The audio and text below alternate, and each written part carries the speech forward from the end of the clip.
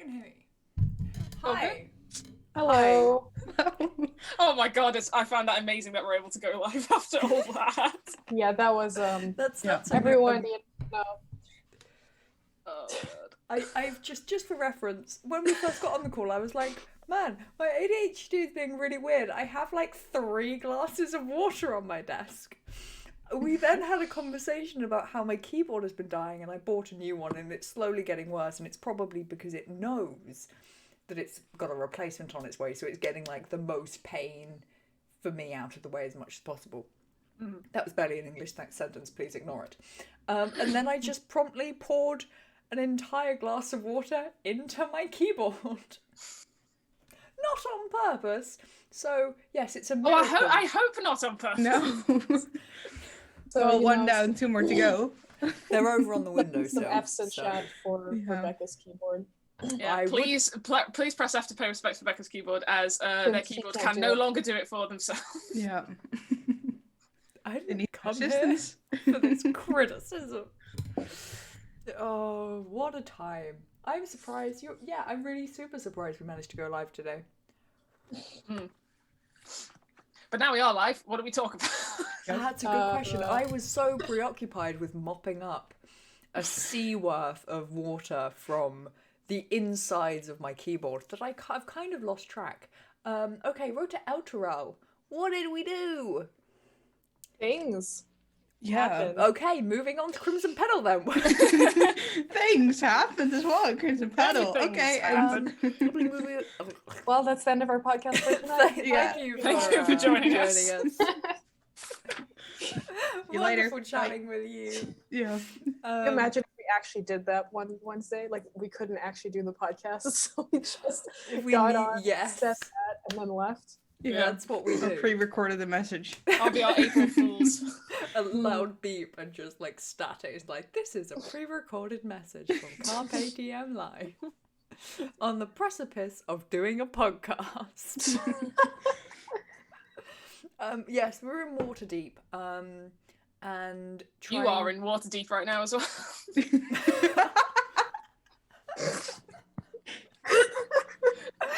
Oh my god, we can't stop roasting Becca. No. How many tally marks is this already? Yeah, Becca, you still keeping track? If I can go a week without being roasted on this goddamn channel. I think you and Dave are pretty even, right? Yeah. That's true. To be fair, we were kind of making up for it in his stream. That's the word I was looking for today. By giving him pickup lines, so.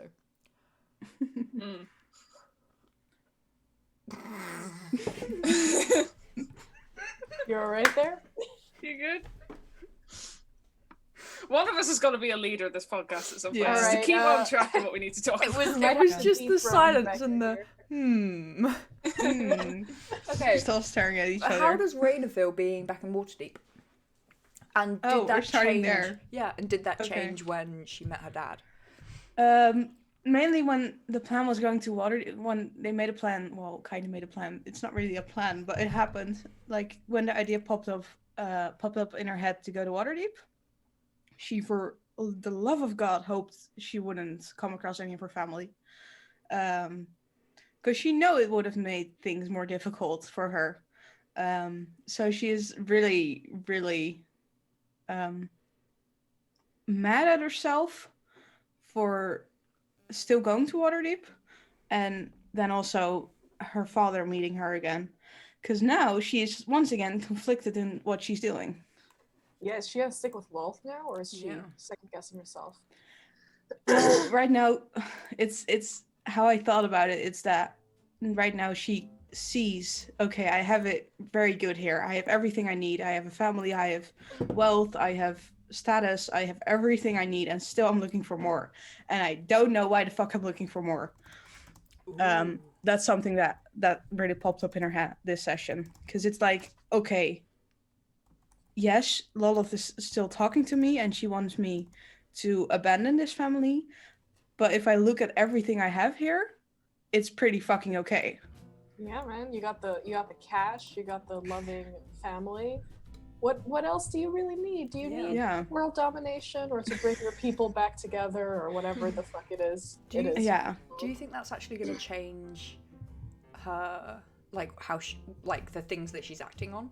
Because at the moment it's kind of just been going along for the ride and like switching up gods, and like you haven't, like there hasn't been an opportunity because so much stuff has been happening to actively be like, okay, my first lead is this and we're going here. Do you think she will continue to, or like start to do that, or do you think it's totally, even, is it just a thought process or is it like an actionable thought process?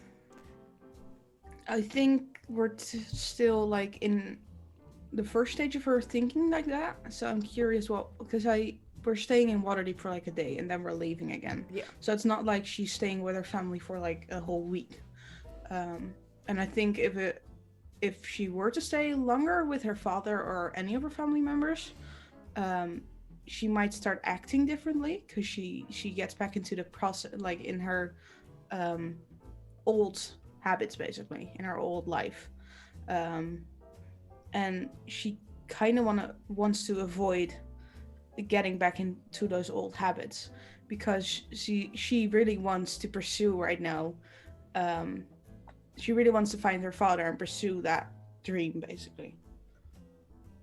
So I think once we're out of Waterdeep again and we're on the road again and we're doing stuff again, I think it will kind of disappear in her mind. Like it will stop worrying her. That's interesting. But now you've mentioned it on the podcast, Janks is going to see this and continue to press that button. Yeah, absolutely. Yeah. We dig our graves every time. Yeah, it's very true. Yep. I mean, what was Snipe's like perception of all of this? Because you kind of like wandered into something unwittingly of like Rayna arguing with unseen forces in a public place. As you do, you know? Yeah. Well, Snipes got like clues here and there in the past of stuff going on with Rayna anyway. So technically this meetup was just having a lot of questions that Snipe had actually personally answered by Rayna. So Snipe is kind of like doing some kind of equations in their head as to what exactly Rayna's problem is. But not in that there's anything wrong with Rayna, in that there is a problem that Rayna's also trying to solve, but she doesn't know what the problem or the solution is. Yeah.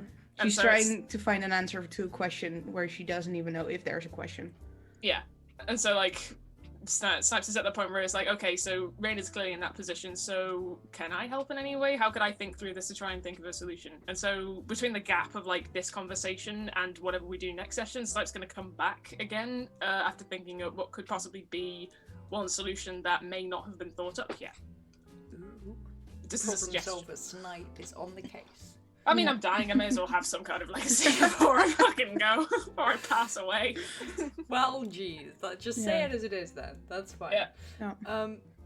So how, just to keep going with the picking people out in the podcast, Naomi, how's Kaya's little honeymoon with Seymour going, in which you're planning a heist?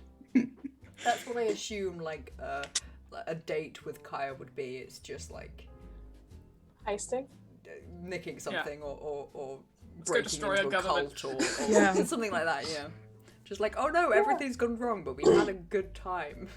Yeah, she's fine where she is right now. She thinks that she's very excited actually because she might be able to solve Snipe's problem without, in a completely different way than anybody thought we would be able to solve Snipe's problem, and she thinks that's pretty exciting. I don't know if Janks is gonna let us do it like this, but I hope he does. I hope he does, because it would be so great. It would just be so funny comedically to have all of you fucking panicking, going halfway across the world just to teleport to Scornabel. Yeah. For us to just have it right there and treat it. Yeah, that but would if be anything, so cool. If anything, it'd be ironic because it'd be the case where, like, Kai just contacts everyone and says, oh, I've got, like, this other half a Snipe, I just need to get to Snipe. And I was just like, oh, we're in Scornabel. And then Kaya will think, oh no, I'll be in Scornabel. Like the card said, I don't want to do it. I'm curious as to whether we've actually saved any time going to Waterdeep. Because it's I think we 3 or 4 days travel, right? 4 to 5 days, and Oh, if you 4 wanted to to cut it 5 short, days. yeah, if you want to cut it short, it's 4 days. So we travel. spent Real. So it'd be 2 days. Yeah. So we've already had 2 days. 1 day coming out from the tunnels and getting to Scornabel. Not Scornabel. Yeah. Super. Subar. Yeah. Why do Subar. they both begin with Places. an S? Soap Bar and Scorn. Yeah. Mm. 1 day in Waterdeep. So we're coming And then up on in our the morning. third day. Yeah. Yeah, tomorrow when we wake up, we'll teleport to Scornabel. But you Yeah. have to do your little quest first. Yeah, but the quest Yeah. is in Scornabel is the thing. So it's the Oh, it case is? of Yeah. yeah, because It's the the close the of issue the is theory. that something is going on in Scornabel where there's like a hospital murder situation going Yeah. on. Wait, so they're just really? I like, go thought solve that- that and then come back. No. To I It's thought that the hospital murder situation was why there were delays in Scornabel, but you had to do something else in Waterdeep before you could use the teleportation to No. Scornabel. It's in Scornabel at the cloister of the Tyr. People are washing up on shore basically, Yeah. out of the river with Yeah. red rope tied around their hands. Right, okay. Which is And sus we- as hell. Yeah, yeah, because that's the symbol of their god, and we Yeah. have to find out who was killing these people and if it's really the cloister of the Tyr or if it's someone else. there's a setup. Spoiler alert, Yeah. I think it is. Or You like do? a rogue group. I think it's a rogue group. I think it's Yeah. it's two options. Either it's some psychopathic religious maniac, or it's a different faction that's trying to make the cloister of the Tyr look bad in order to assume power in Yeah. some way. Yeah, that was my first thought, and then I was like, well, it's like, it's not like it's, you know, Elturel that they're fighting for power over, or what if it is to do with Elturel, and it's an attempt to get power in as like a base, so they have Elturel, and then they have like backup forces that they can bring in. It could just be a political faction within Scornabel that's trying to seize power there. Yeah. And since the cloister of the Tyr is very powerful, to kind of dissuade the people from trusting it, that's how you get those people on your side. Yeah. Mhm. It's interesting. Yeah. I'm curious what more information we'll get when we get there. Yeah. I mean, Ilmater, he's a lawful good god, so I don't think it's the cloister of the Tyr who's doing it. No, it feels like someone's posing as someone within the group as someone else. It may have something to do with because Snipe's vision in the Lily Tower, not only it had like Taskus, who's the elf that they're trying to go, but there was also a second person there that they didn't see clearly. Oh yeah. So there could be an opportunity that maybe there's a link there. Yeah, very exciting. Meanwhile, Hattie went to the library Yeah. and got some gifts. Yeah. Because just to like, as a quick explanation as to the thought process behind that entire thing. I'd love to know. Yeah. Basically, There was a thought process behind that. you'd be surprised. Basically, this like elevator music just came on both in my head and on stream. Perfect time. She's been doing like a, why do all of these bad things keep happening to me?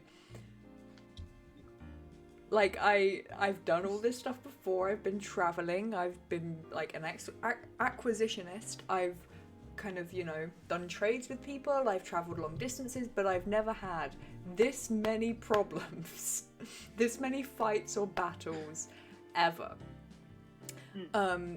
So she's trying to find a reason for it. And one thing that she keeps coming up with is the fact that she's never been around people with this many gods before. Like, whether that's like a mysterious person who gifts powers, or like Reyna with all of the gods, or Snipe who, like, Hattie assumes that there was a god involved in them being like pushed into somewhere new, because like she doesn't understand it. She hasn't been told much about it, but she understands that there's like something big and powerful happened, and it involved coming from somewhere which no one else knows about. So as far as she's concerned, there was a big god involved in that as well. Yeah. May not have been previously, but there is now. So Yeah. Yeah, suddenly there's now a god involved. It's Reyna. She's handing out gods as well. Hey, you get a god. Hey, you get a the god. gods. You get a god. You get a Unleash the gods. Everyone gets a god. Brain, come on. Hattie needs to solve why there's so many gods. Yes. Too many gods. So All of the gods. yeah. So like her thought process. So at Candlekeep they have Ugma, which is like the god of Ogma. Look, Ugma. Ooh. Like Ugma, actually. You're right at Ugma, but you. it's spelt weirdly. Don't judge me. Yeah. Ogma. OHGMA, I Yeah. believe. So they have Ogma there, and she's been doing a kind of like, did I piss him off? Did I? Was there anything specific I did? Is it me? Is it like, has the seasons changed? Like, she legitimately doesn't know. So she's trying to work that out, and she thought like, if I carry a symbol of Ogma, maybe it will help. Maybe it will help. Like other people carry symbols of gods. Maybe that's what she needs. But she's also just realised, aka I've just remembered that Snipe still has her Candlekeep pin. And she kind of needs that back. Yeah. Yeah, because Well, I mean, you can just clearly ask for it. Yeah. yeah, but she keeps forgetting. I keep forgetting. Where does the line between me and Hattie begin or end? It's pretty handy, by the way, that Hattie found a place where some teleportation schedules are, like, where you can buy some schedules to teleportation circles. Because if we ever need it, we could just go there and just ask, hello, we need a teleportation circle to somewhere over here. Do you have any information about it? Yeah. And I like that Ardius has just become like our horse Yeah. / messenger pigeon. We just use him for his spells at this point. Yeah. It's like we're not actually friends with him. Yeah. He's just chilling. He's just there for the ride. Yeah. I feel like he's just a tool that Jack's put in the game where it's like, okay, you guys are gonna die, so I'm gonna help you out. I love his like little inn with like the. Yeah. It's very Harry Potter. I love it with like It's brutes very that like work on their own and like like is it a hammer that was being threatening to us? Yeah, hammer. Yeah. It was just hammering something. Yeah. Absolutely. Just adorable. saw Hattie and is just thinking the power of Hattie is combined in this aura lifting a hammer whenever they see someone. Also, the pixies in the back garden. Yeah. Yeah. There's a right? garden pixie or something. Hattie wants to go make friends. Yeah. It will kill you. Yeah. How do you make friends with pixies? Oh god, that no. sounds like a very dangerous thing to do. Yeah. Also, shout out to Janks for his fucking duo acting. Yeah. Playing two characters at once. Ardius and Silver. Constantly Yeah. duo acting, just always fucking Blowing it out of open out park. characters left Yeah. and right, It's so good. with no regard for personal sanity. Apparently, Yeah. absolute madman that he is. Do you think that Kaya and Seymour's plan is going to work? The cult plan or the snipe demon plan? Both.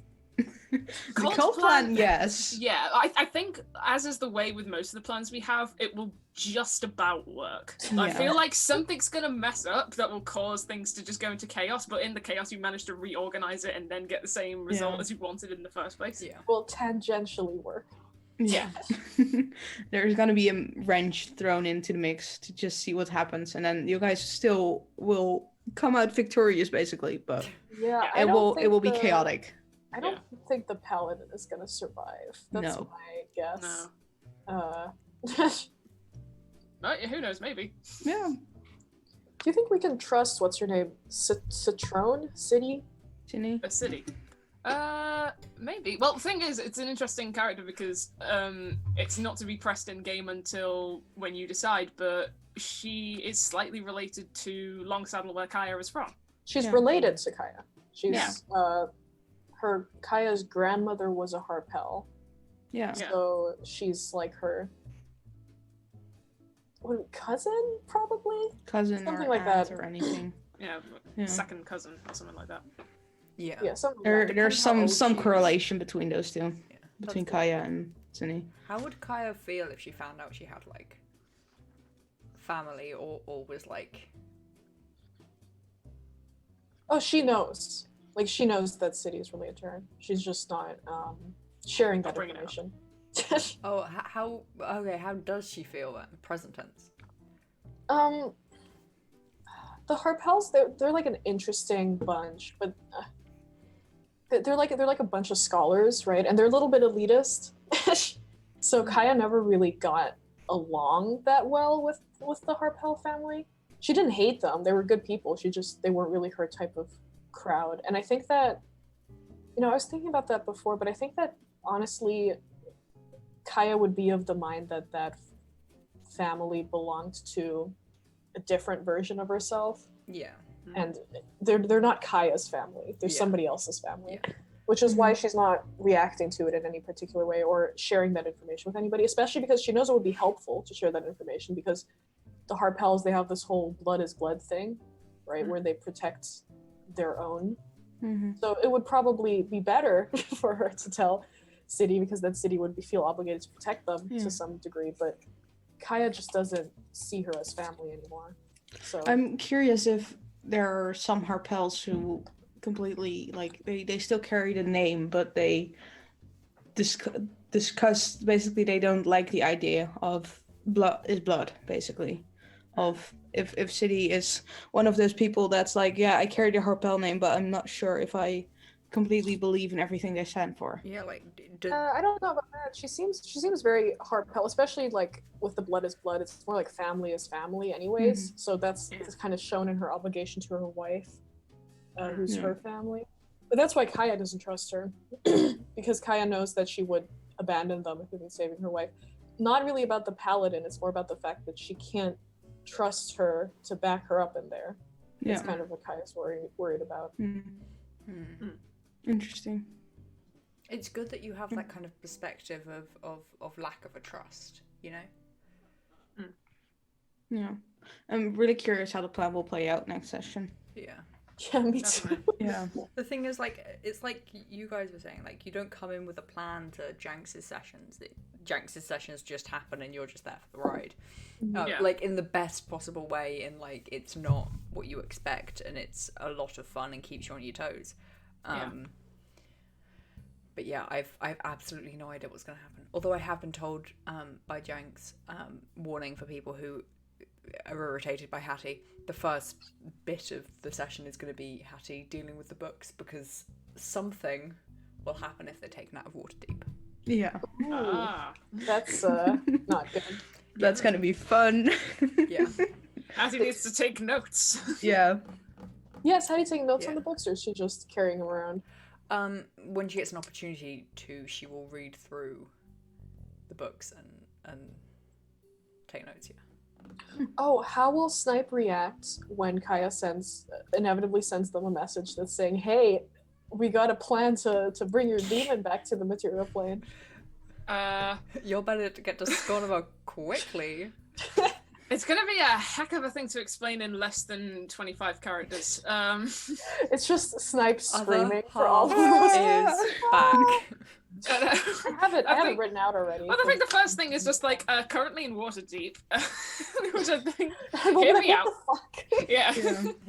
Heads up, we're on the other side of the continent. Yeah. We'll and be by the there next time in you'll 5 minutes. Yeah. Next time you'll contact us, we'll be further ahead than you. Yeah.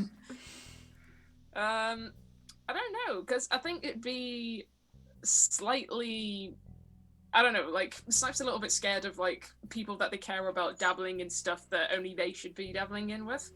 So, them saying, like, oh, we found a way of getting your other half back, like, in a quicker way, they'd be, like, suspicious at first and want to know more exactly how, like, it's possible. Yeah. And it is kind of sus after, like, having no idea to go to. They're here now, you better hurry up. Yeah. Yeah. Because it's a question of, like, how exactly it will work.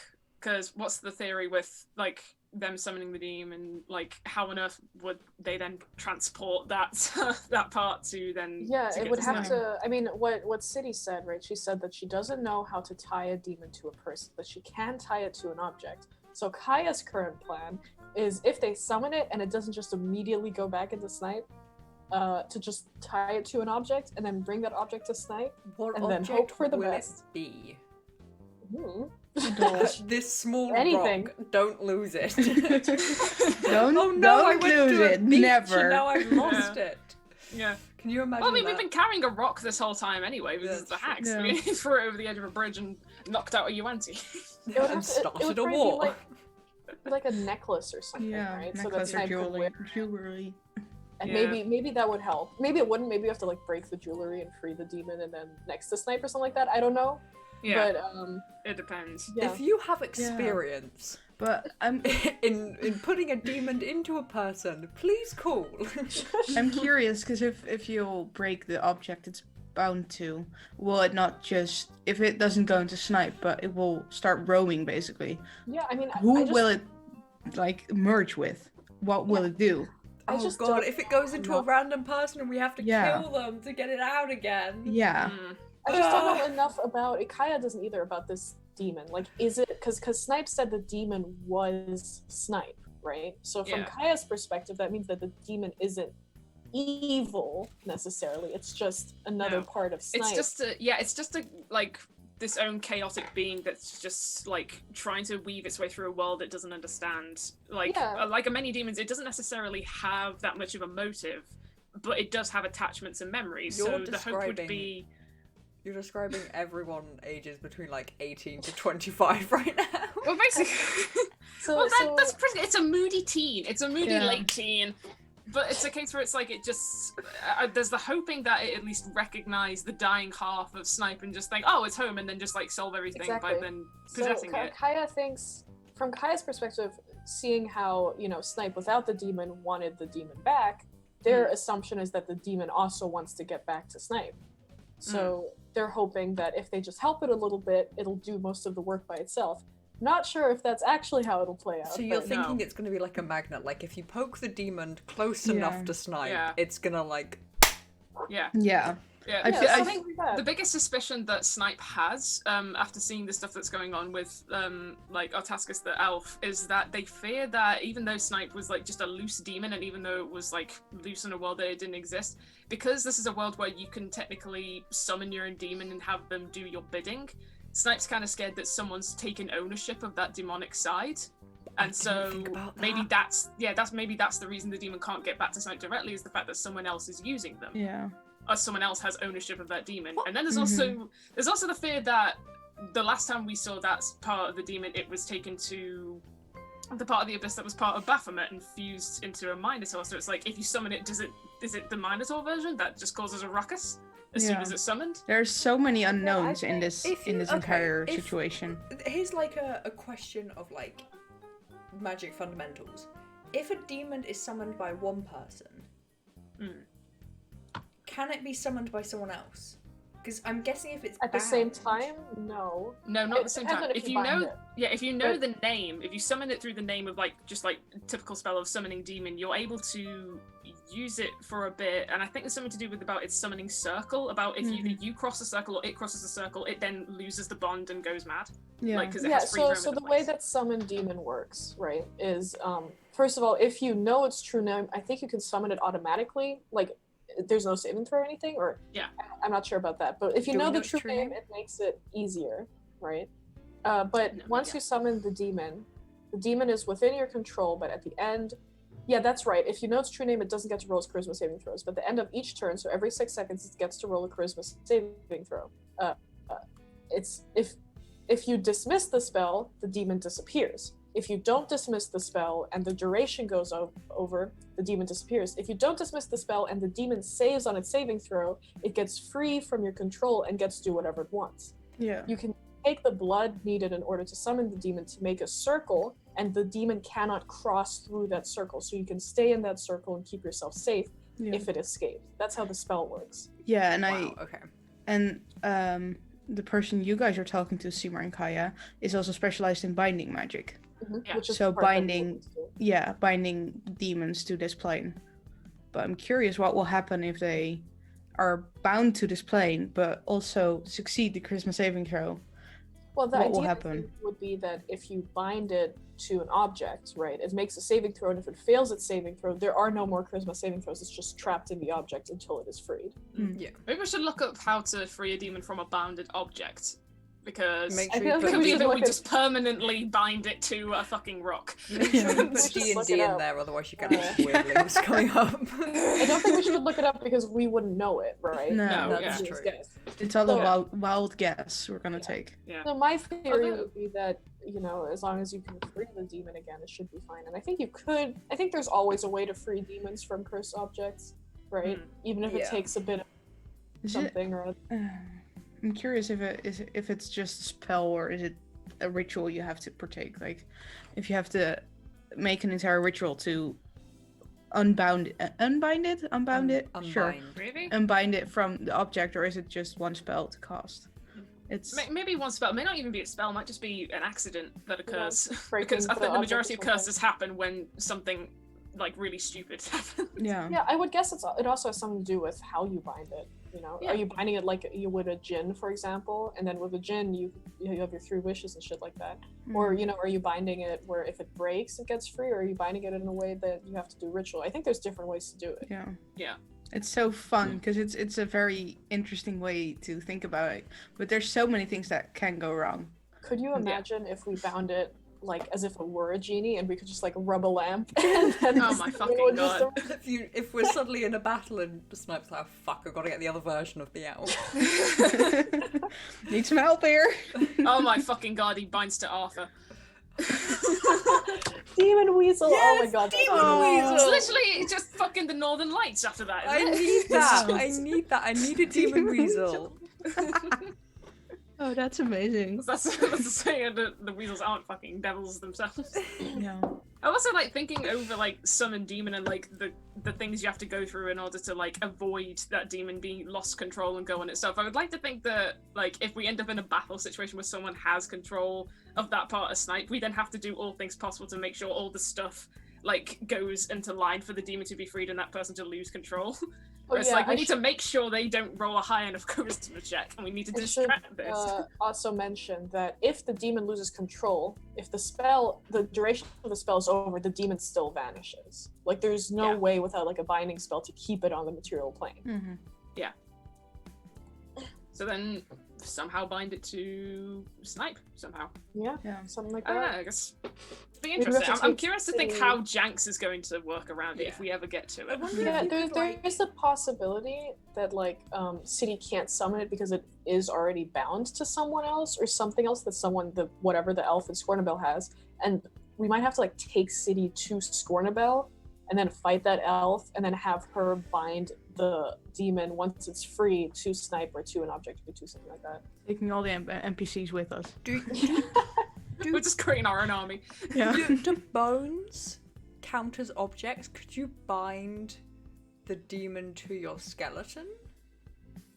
Yeah, I I don't guess know if you so. can do it with a living because she was very specific when she said that she couldn't bind it to a person. I'm sure you could bind it to bone or like organic matter, but I don't know if you could bind it to living organic matter. Unless it's a quick moment of kill Snipe and before taking a death saving throw, then bind it to the corpse of Snipe before they can like get a death saving throw But straight then back. we would have to resurrect you, and resurrections Yeah. aren't 100%. Resurrections can fail. No, People a don't resurrection will realize fail that. because I'm suffering from aging, which can't Yeah. be solved Yeah, with resurrection. that's true. That But I mean, was my it's suggestion. What my killing you. suggestion was is To if just is kill just me. like Just stab you straight up kill me. and then resurrect you, and Yeah. then hope that the demon, in like the resurrection of like returning like you to your body, the demon also gets brought in as well.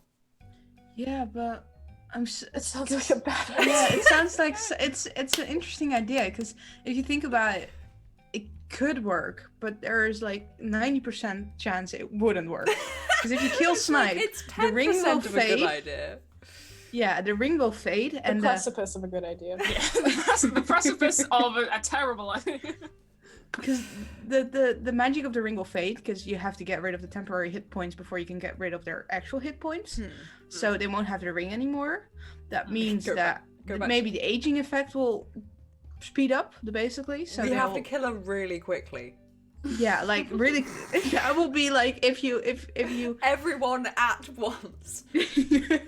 yeah, but no, I don't think Yeah. it could work because it's just too many danger. Like there's too many risks. I want you for to know it that succeed. Hattie is still going to suggest it in game. Yeah, Yeah, of course. absolutely. That'll be so fun. Yeah. Yeah, Yeah, we gotta talk about these things in game. It'll be so much fun. Yeah. maybe, yeah. Because like we as players, like we utilize knowledge from previous games and what we know from just reading the handbooks or whatever, or just kind of being around D&D. But our characters can be like, guys, Yeah. I got a plan. It's not a good Big one, but it brain is a moment. plan. Mhm. It might kill Snipe. In fact, we're meant to be killing Snipe in this plan. But I think it's gonna work. I had a big brain moment. Maybe. I'm... It's all Janx's decision, really, because Yeah. it's a case of, like, he can use the logic that's already set in D&D for that kind of stuff, but also, like, it's a character of, like, homebrew stuff, so it's like, how on earth is he going to work around? Yeah, Jenks is the last saying in what will happen eventually. Yeah. So We're all gonna die eventually. Can guarantee that's what happens. And with that, I'm All right then. what else do we have to talk about in Elturel? I Is there did have a anything- question, but my Ooh. brain is malfunctioning. No. Patty finds it interesting talking to, or like not talking to, there wasn't much conversation, but like meeting Raina's dad, because it kind of feels, it's like not a version of like life that she's experienced before. Oh. You know, like not in Yeah. a sad way of like sad. even like, because all of her friends were orphans as well, so it wasn't even like she'd go to like their house and meet their parents. It's just like an alien experience where she's like, what are you? How does Raina feel about us all meeting your dad? She embarrassed. She's not really embarrassed. She just, it's very confusing to her because she never thought that the people who she met on the road will meet that version of her, basically. Yeah. Because she is, her family life is very different than her on her own. So she is very, it's so weird to her having her friends she met on the road, because her parents basically never have met friends on the road from her on the road. Yeah. They've always seen her as the alone child, basically. Yeah. Not having really, well, she always told these stories, but she never really had any friends surrounding her and showing up to the parents' house, basically. Yeah. So it's also a very new experience to her to have her friends who she met just like a month ago talking to her father, who is one of the Bride Order, who is a high paladin of this entire thing, and it's just like, oh fuck, I need to, oh god, I don't know what to do. Crashing. Yeah. I hope they don't show embarrassing pictures of me like from like that Like kind the of baby level. album out. Yeah. yeah. That would 'Cause be it's- incredible. It's something she isn't really quick to share with people, basically. And now it's kind of not forced upon her, but they came across her father, he invited her with her friends, and now she's in this position and she doesn't know how to really feel about it because she's never experienced it before. Yeah. How does Hattie, by the way, feel about her father calling her a scholar? Like Oh, she is absolutely loving it. I can't spell legitimately, but there we go. That's the Hattie's most honest reaction to someone calling him a scholar. Just like, I can't spell legitimately, but I have a scholar. Thank you for the compliment. Poke Your Eyes Out game says that we're really on track today, so we need to derail the session immediately. no. Oh no. Oh no. Like, no, Hattie's absolutely loving being called a scholar. She is so not a scholar. As proven by bringing out a child's book. It's like I a love child's the book. comment. The way, yeah, like That was it's the fantastic. equivalent of like the one, like bringing out the Bible and then bringing out like a children's illustrated book on Of the top. version of the Bible, It's yeah. like VeggieTales, God loves you. Yeah. I love the idea that she's like, what do you mean there's a difference in these two books? They're books. They're about Yeah. the same thing. Yeah, I Yeah. might see if I can get like, because currently my modifier for intelligence is +(-1). Yeah. Minus Plus one? minus one. Is it That minus makes one or sense. plus I believe zero? it's +0 or +1 because I believe you It's have not plus 11 or one. 12 or something. No, yeah. It's not. Give me. If you It's have not 11, it's 0. If you have Yeah. 9, it's -1, and if you have 12, it's +1. I think it's +0 because it's 11. I think. But what Yeah, I'd so that's what I'd easier. love to do is the next time we level up. You just put 1 up intelligence. We're level 6 right now, right? Yep. So it would take to level get to 8. level 8 to get to ability score improvement. She has a +0 because she has an 11. Yeah. Yeah. Are you That's- guys thinking of taking any feats for your characters? Don't know. Right now, I'm not sure. You know, No. everyone is a scholar about something. You just have to listen hard enough. Yeah. Yeah. Thanks, Procurers. Ed, you know, yeah. What? The scholar, I am and then a there's scholar. eavesdropping. Yeah. Being a that's scholar good and then question. just being a nosy git. I don't know. I think I like the idea of taking a feat, but I'm not sure if there'll be anything that's helpful. If you, like helpful and in line with character development, if you know what I mean. I like the idea of taking something like Elemental Adept, so then I could really lean into just constantly having fire spells. Oh, Yeah. sorry. I messed up. I didn't realize I was messing up the. I'm so sorry. You okay? But in level 8, I'll probably end up just upping my dex for higher AC and stuff like that. No, I don't think right now I will take a new feat. I got the observant feat at the first level up thing, basically. Yeah. I think I'll just go with the. Yeah. No, I don't think I'll add another feat for now. No. Yeah. I have no idea if I'll live long enough to get a feat. Oh. Oh. I don't even know what I could do, because I don't know, like, I've been thinking about what exactly would change even if even if Snipe got the other half of them back. Like, at most, the only good thing that will happen is that my HP will go back to a more livable, size. But apart from that, I don't think anything will change. Is it worth pursuing a feat, or is it worth just I don't staying know. the same? Yeah. Just being happy I've got, like, a very large HP. Yeah. Just get the tough feat in order to just make your HP like shoot up, Yeah. so that you Yeah. don't have to worry about that shit again. It's like, I'm not risking it again. Oh, second chance sounds good though. You basically increase your dexterity, constitution, or charisma by 1. Obviously, I'm gonna make my dexterity +6. Why not? Oh no, wait. What's my constitution? +3. Yeah, sadly you cannot make your dexterity. Oh, but my charisma's +0, so yeah, okay. And then Charisma you will be can good. get a creature to re-roll once they attack me.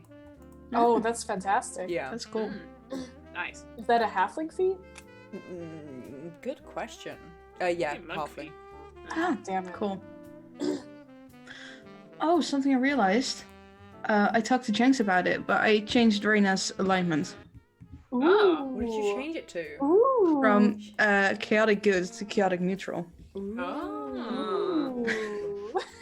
So that's something that's happening. Spicy takes right here on I roll therefore. Nice. No longer good. I'm not the good guy anymore. I am not the bad guy. I am somewhere in the middle, and you don't know where I'm gonna go. It's fuzzy I'm theory. the morally ambiguous guy. Yeah, tough looks good. What's my hit points right now? 59. Ooh. Ooh, tempting. All right, shall we move on to Crimson Petal, or are there any last Um, comments about Road to Eldril? last comments about Road to Eldril. Oh, how many money do you think we'll get? You know How many what? money? Many. Many monies. Many money. Money, I don't know. I have how three much pieces money? of Not a silver. many. I have 3 pieces of silver, so quite frankly, 10 pieces of gold would make Hattie feel rich. Yeah. How much money did you leave home with, Raina? Was it like Originally. 500 platinum or something like that? No, it's not 500 platinum. Jesus. No, that's much. I kept That's it at a many reasonable amount. Oh, shit, sorry. It's not an insane amount. Dual wielder. Who wants to pop Is there a up? display okay there, Becca? Yeah, no, I'm just because when Windows does this thing where if you hover over like the icon for like an application for too long, it blanks everything out for some reason, and I keep meaning to try and turn it off, but I never do.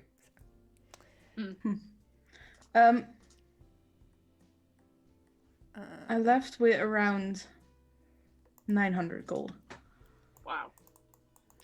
and that's Damn.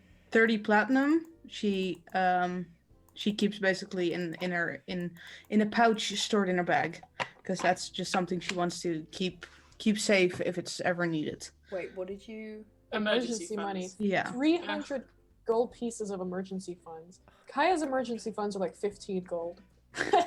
Yeah. And God knows where Snipe's gold is. Oh Oh yeah. yeah, Snipe still has a giant bag of a shit ton of money in it. Yeah, but now we don't know who's got it. Someone's got it. It's Someone's got a lot somewhere. of money. We never worked out who had all of the stuff. I keep thinking it's Seymour. I keep thinking it's Seymour Mhm. as well, which Yeah. is worrying when we just let him fall off the back of a horse. Or I know. I think it's gone now. Wherever it was, it's Yeah. gone. A displacer beast is having a fucking ball. How much gold do you think was in the bag?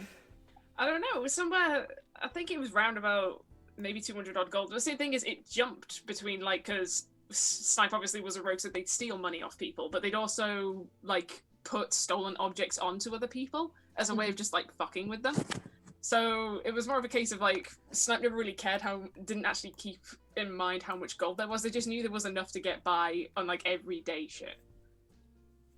Great. So they never really took count of how So much curious money they when had. we'll tackle this in game. When Sniper's just gonna be like, I had a bag of money, but where did it go? Someone walks up to him just to get my knife. I just like, bitch, where's my money? He's like, I Give got it like to me. 2,000 gold pieces like stashed on my ass. I don't know Yeah. what you guys are worried about. Oh god. Yeah, Jenks. Just who put it has on my that tab money? for later. Put it on my Yeah. I'll tab. pay it back soon.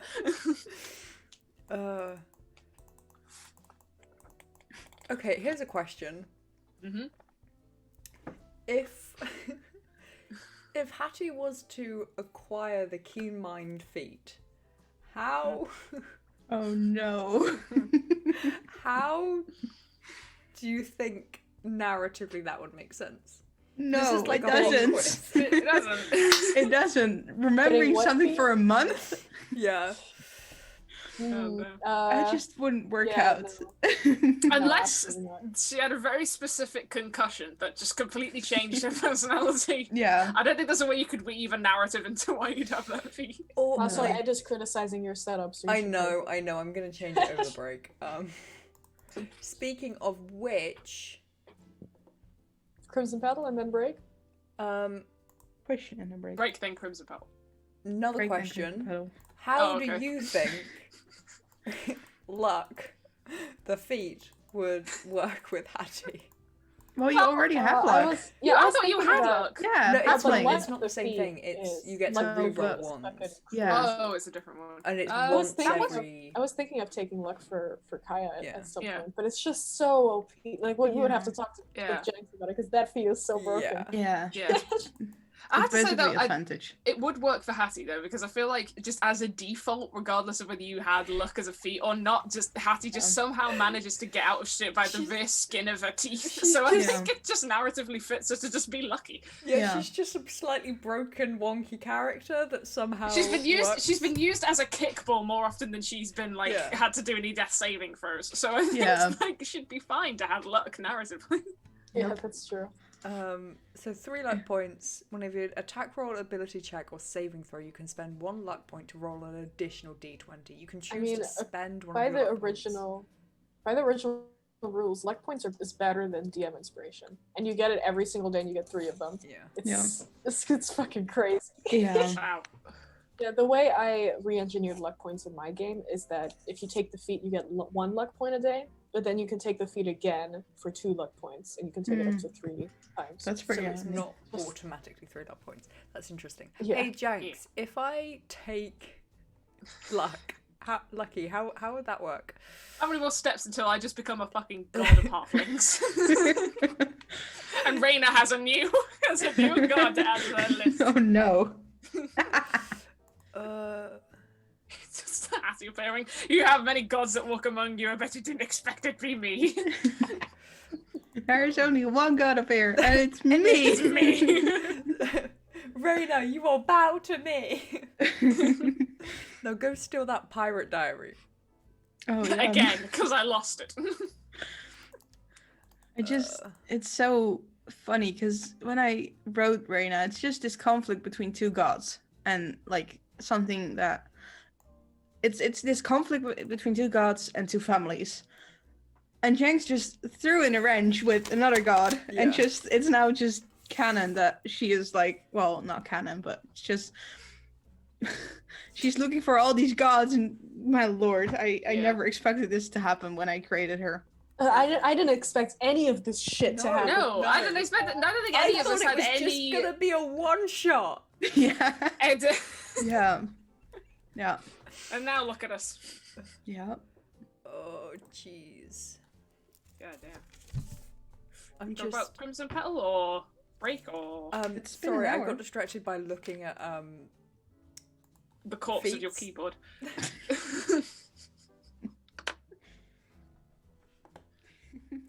I come here to have You're gonna kick me from the call.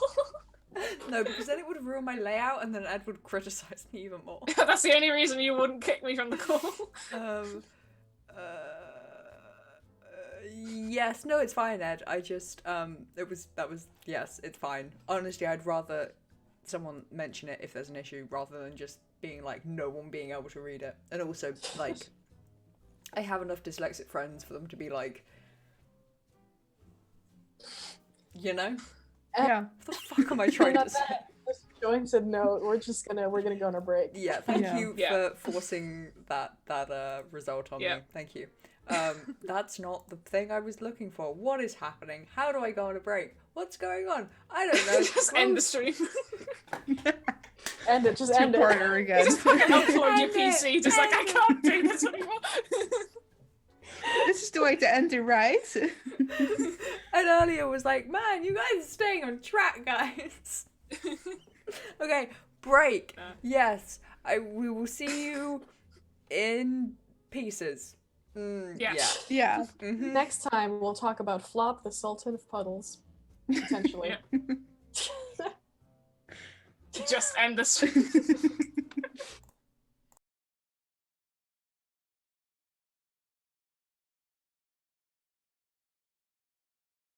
Or chug it all right now. No, we're live now, and I refuse to move this glass of water because I'm thirsty.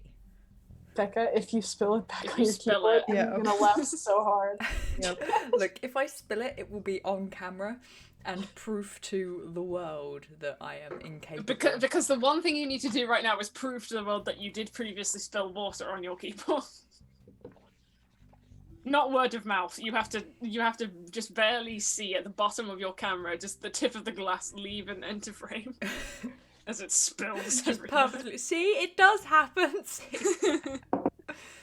It's not my fault.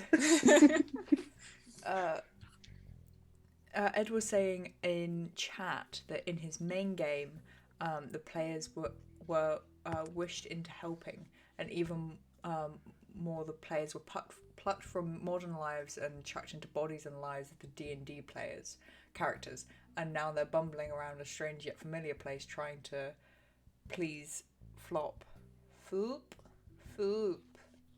to get back to their lives, which were all on the verge of success before they were snatched. That's really cool. That That is like pretty awesome. kind of snipe adjacent.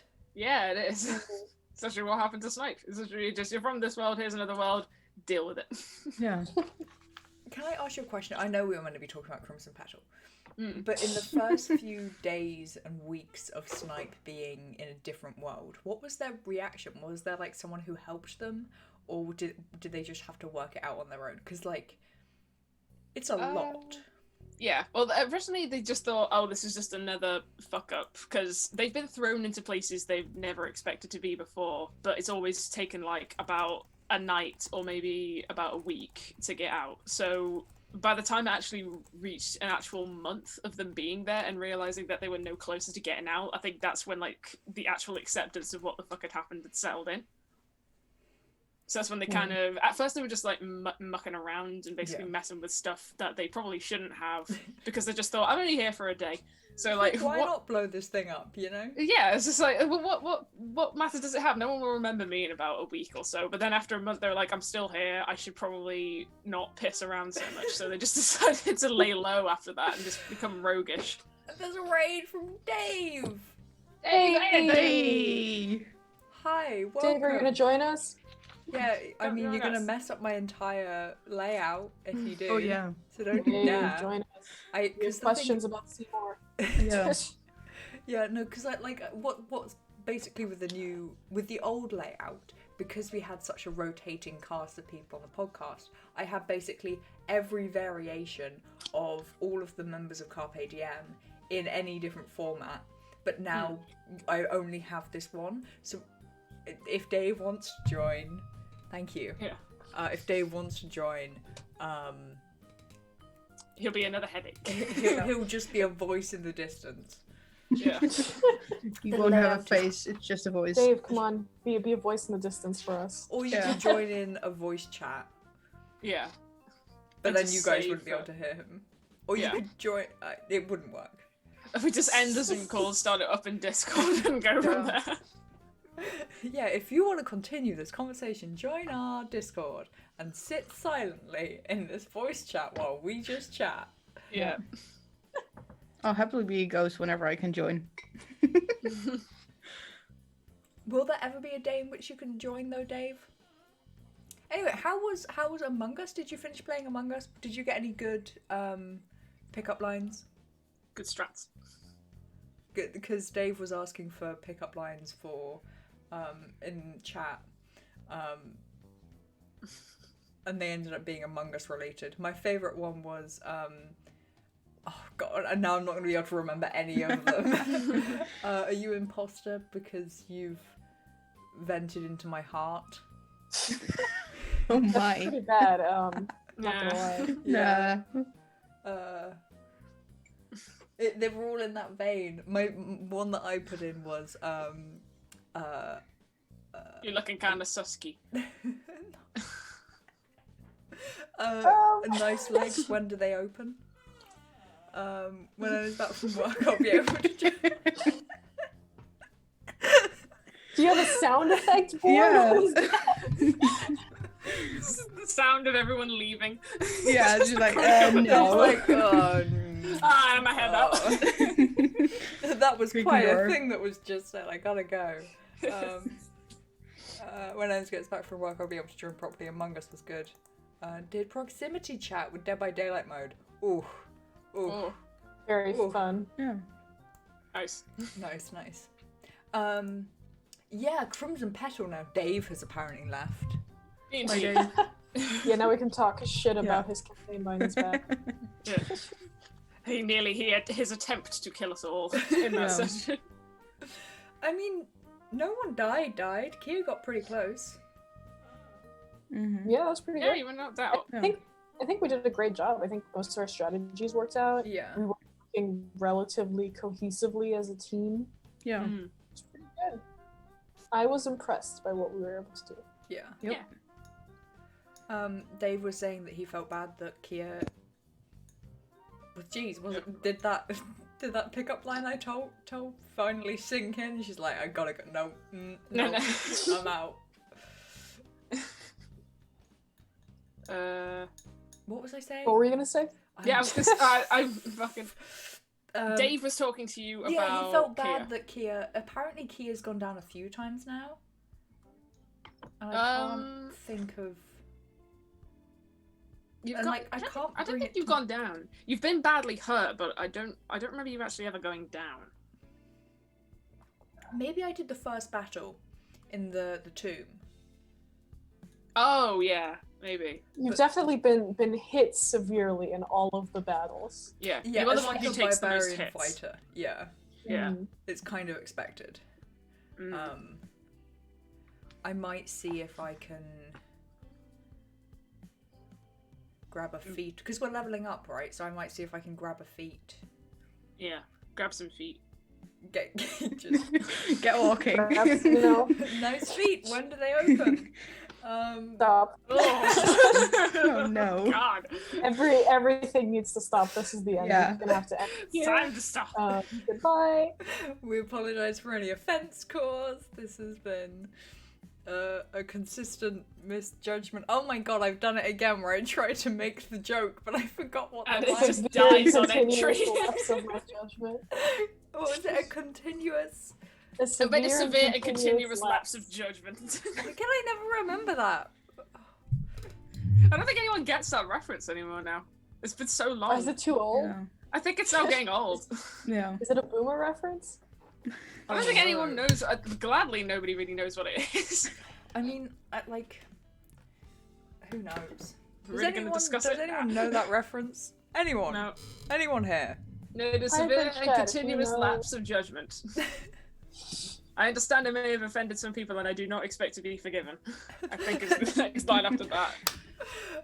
Amazing. Great. All right. Wow. Okay. What a time. What a time. to Questions be alive. about Crimson Petal. Yes. What's happening next? Where are we going? What are we doing? We gotta escort the prisoners to Winterhaven Winterhaven. slash Neverwinter, according to Dave. Yeah. Two very different places, very long way away from each other. Yeah. So hopefully we get it right. Yeah. Yeah. I feel like the big boss battle, like halfway through I was like, this is it. Like, Kia's gonna die, I gotta roll a new character. This was before she was even down. I was like, I have questions about the amount of damage that is done in one hit. I'm kind of mad that I was the only one that nearly died though. Oh no. Rascal was at 4 hit points. Oh. If he would have succeeded, if he wouldn't not have succeeded the saving throw in the ice cone, he would have been down. Yeah. And I mean, Dave could have very easily killed Neela 3 times with that battle. Yeah. Oh, how many hit points? Pit points. Pit points. Hit points does Neela have? It's like 20 something, right? 27 now that we've leveled up. A full 27! Wow! Oh, wow. It's so exciting, I'm almost at 30. You have more HP than Snipe. I can't even... after leveling up, looking at the notes that have just splayed across my floor, I have 71 now, but... Oh my god. I have 47, I think. Don't give yourselves -1s on Constitution, kids. No. I have 75 hit points. Wow. Yeah. Christ. I think the way I don't know. That's more The than way the- twice as much as Neela has. Yeah. It's almost 3 times as much as Neela has. Yeah. Oh.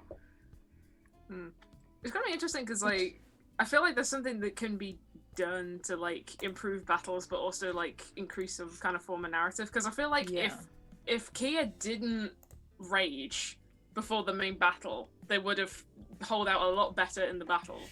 Yeah. And it's a case where it's like Kia, you could write that in as like a personality point for Kia to say that she jumps the gun quite a lot and kind of like puts all her energy in the wrong areas, not thinking too far ahead. Yeah, it's true. She kind of does. Like, that's why I wasn't like as a player, like Kia is like distraught that she was like taken out. But then, like as a player, I'm like, yeah, like narratively it makes sense because she doesn't kind of she isn't as scheming as Rascal is. You know, she's just She kind take of some tips. They could collaborate and like, become an evil character as well. No, she just kind of was like, okay, in this moment, I need to get out of here, and I can do it easily if I rage. So she raged, and she's also new to raging, so it's not like she doesn't know when the perfect timing is, basically. Yeah. She's like, whenever I can use rage, I should use it. Yeah. I think Kia is a very interesting mix she went into Barbarian. Yeah. Because, of course, she's a trained fighter from an army. And Barbarian is a fighting style, but it's a very different fighting style than you would see on a battlefield, basically. Yeah. So I think it's a very interesting mix because she's dabbling into like I feel like the person she really is. Yeah. Oh. Yeah. Like, if she was a soldier, you're expected to be professional, like, unemotional about it, whereas being a barbarian and using rage means you're letting emotions take a hold of you in order to help you in the battle. Yeah. Yeah, because I mean, the reason in which she left the army was because she followed her emotions and she was doing what she thought was morally right, and she couldn't stand by and, like, follow these people who are doing this morally wrong thing. So that was kind of the start of it. So for her to then go into barbarian, although maybe out externally it might be a bit odd, as you said, like, it is narratively, like, makes sense because of the emotional side to it, and kind of it's her one weakness. God, Yeah. Dave, don't watch this. It's like her one weakness, that she's more likely to follow her emotion and instinct than she is logic. Yeah. Yeah. Her intelligence is also -1, so, and wisdom is +0, so. Yeah, I think it's very interesting to think about because, like you said, she was following orders in the army. She was meant to follow everyone who was above her, basically, and now she stepped out of the army and is right now just exploring who she really is in her own fighting style, basically. Yeah. Yeah. It's really Just- cool, actually. Yeah, because if you think about it, like story-wise, it would make a lot of sense for her. Yeah. What about you guys? Are you planning on multi-classing? Are you thinking of picking up a feat? What are people's thinky thoughts? Not sure for boy right now. I think boy's pretty set. Like, the only thing I Yeah. could do is just, like, maybe just boost abilities in certain ways, because I'm definitely keen to get his perception up and, like, get, like, wisdom side of Yeah, everything 'cause- up, because I'm 'cause sick none and of tired of us- not having any mods Yeah. for, like, doing regular perception checks. I'm like, I should probably change that. I Yeah, can't believe none of us are proficient in perception. Not a single one of our characters. Annie isn't. I No, don't think Annie so. isn't. She On only has a perception, high no, wisdom. Kia's proficient in perception, but it's only Oh, she is? +2 because she's -1. Wisdom, yeah. Wait, how does that make sense? Annie? Annie the cleric has a -1 in sorry. wisdom? No, Kia. Kia, I have Oh, it's Kia. +0 wisdom, sorry. So it's only +3, but she's still proficient in it. Yeah. None of us have any good perception. No. No. Well, we've been stuck in a town all our lives. We don't really know what the real world is. Yeah. You don't have to It be makes observant, sense. Yeah. Yeah. Yeah. It's not like we would have to like make camp and watch out for every little detail in the forest as we were Yeah. sleeping, basically. Yeah, we had our comfy little beds and the safety of our town, and now, Yeah. now we don't. Yeah. We're just left to suffer in the wilds. I talked about it with Becca when we were on Discord. I have like 3 options I could multi-class into. It's either rogue, monk, or warlock. Yeah. And right now I'm tempted to go rogue just to get those little benefits of sneak attack and being able to use your bonus action to disengage or dash or anything. Yeah, that'd be like- great for Rascal. Also, fucking expertise, fantastic. Yeah, Yeah. that would. Multi-class, again, I think Rogue is the best class to multi-class into. Mhm. Because it's just, you only really need to get like 2 or 3 levels in it, and you already have so many advantages. Yeah. So I was thinking maybe rogue, but then they've also like with the whole werewolf thing, he also came up with Mala, which is also a thing now, which would mean he would go into warlock, which also narratively would kind of make sense. Yeah, it would. But we were talking about how kind of currently narratively it Yeah. doesn't make much sense, and after just one contact with a god you wouldn't be like, yes, anything. Yeah. Like there has to be, at least with Rascal, at very least there has to be like that conversation of I can give you lots of power, and his proof that lots of power. Yeah. Yeah. His That proof of they- the power I can Yeah, give I've you. proven to you, and then you proven to me, and it's like, all right, let's get the contract out. Yeah. And let's get things official. There would be there needs to be more conversation between those 2 characters basically to get something to work. It would Yeah. fit him, but right now it just doesn't really make sense. Yeah.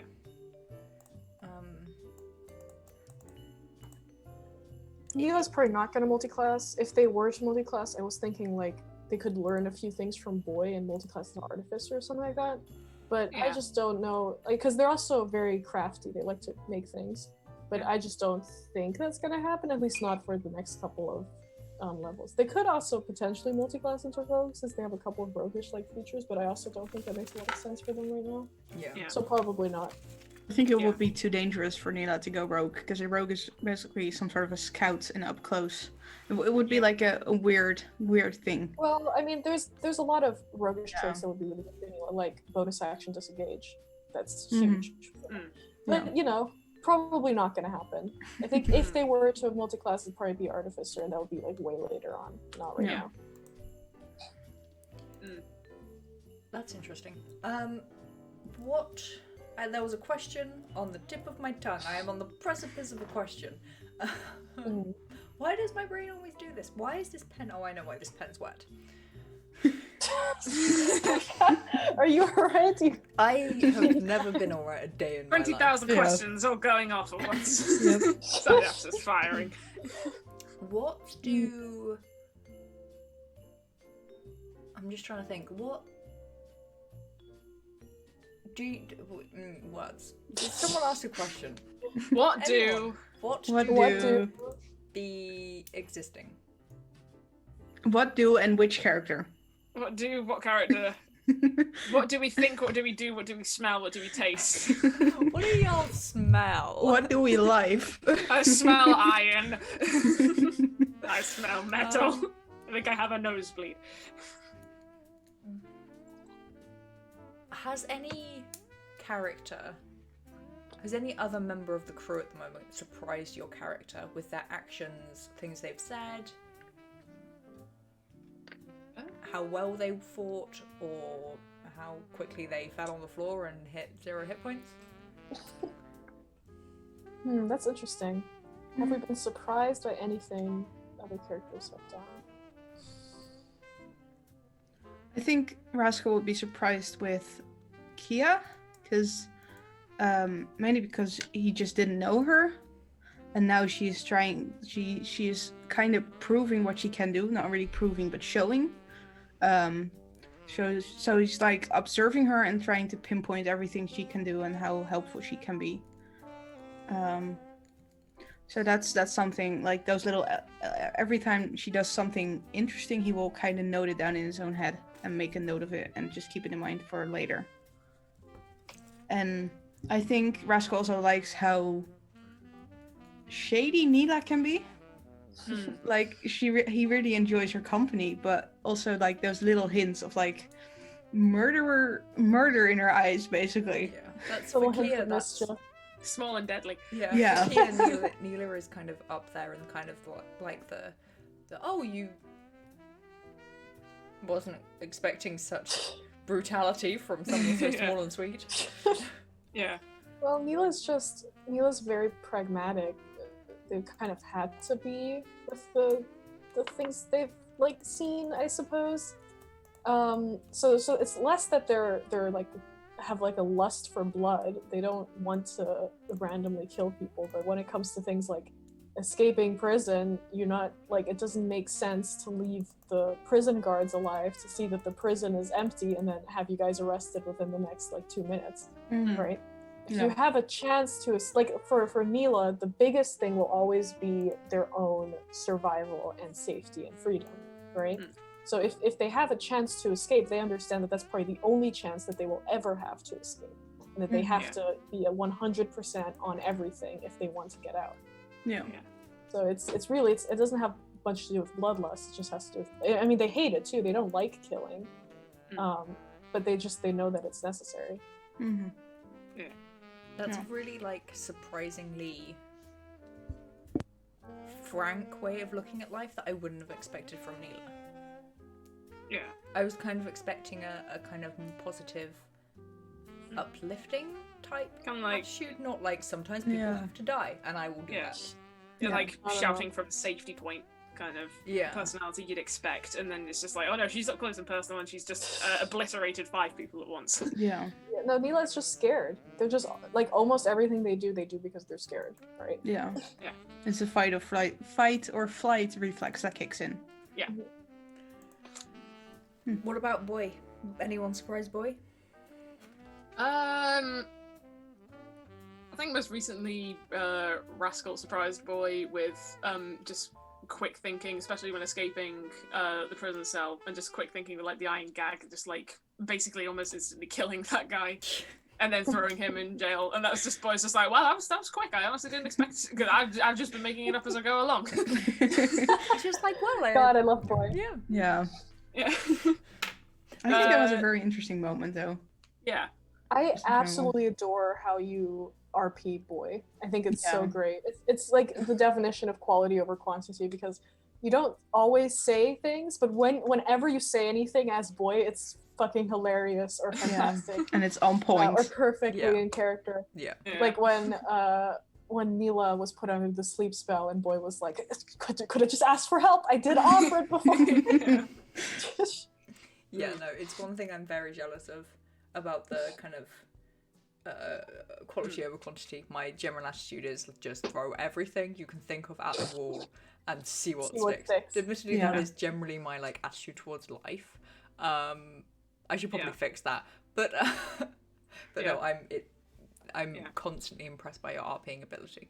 Yeah, but I Yeah. think with Boy it's easy because Dave's just like a good DM in that he takes his time to explain stuff, and so within the time of like building the scene and like setting up like dialogue between like situations that lets people go into RP, it gives Boy the chance to just like stand back and think about what's going on. Just think, here's the setup, and here's my punchline. So Yeah. they're just sitting Absolutely. back and watching the whole thing that's just being built around them. Yeah. In an out character, you Great. get time to think about it.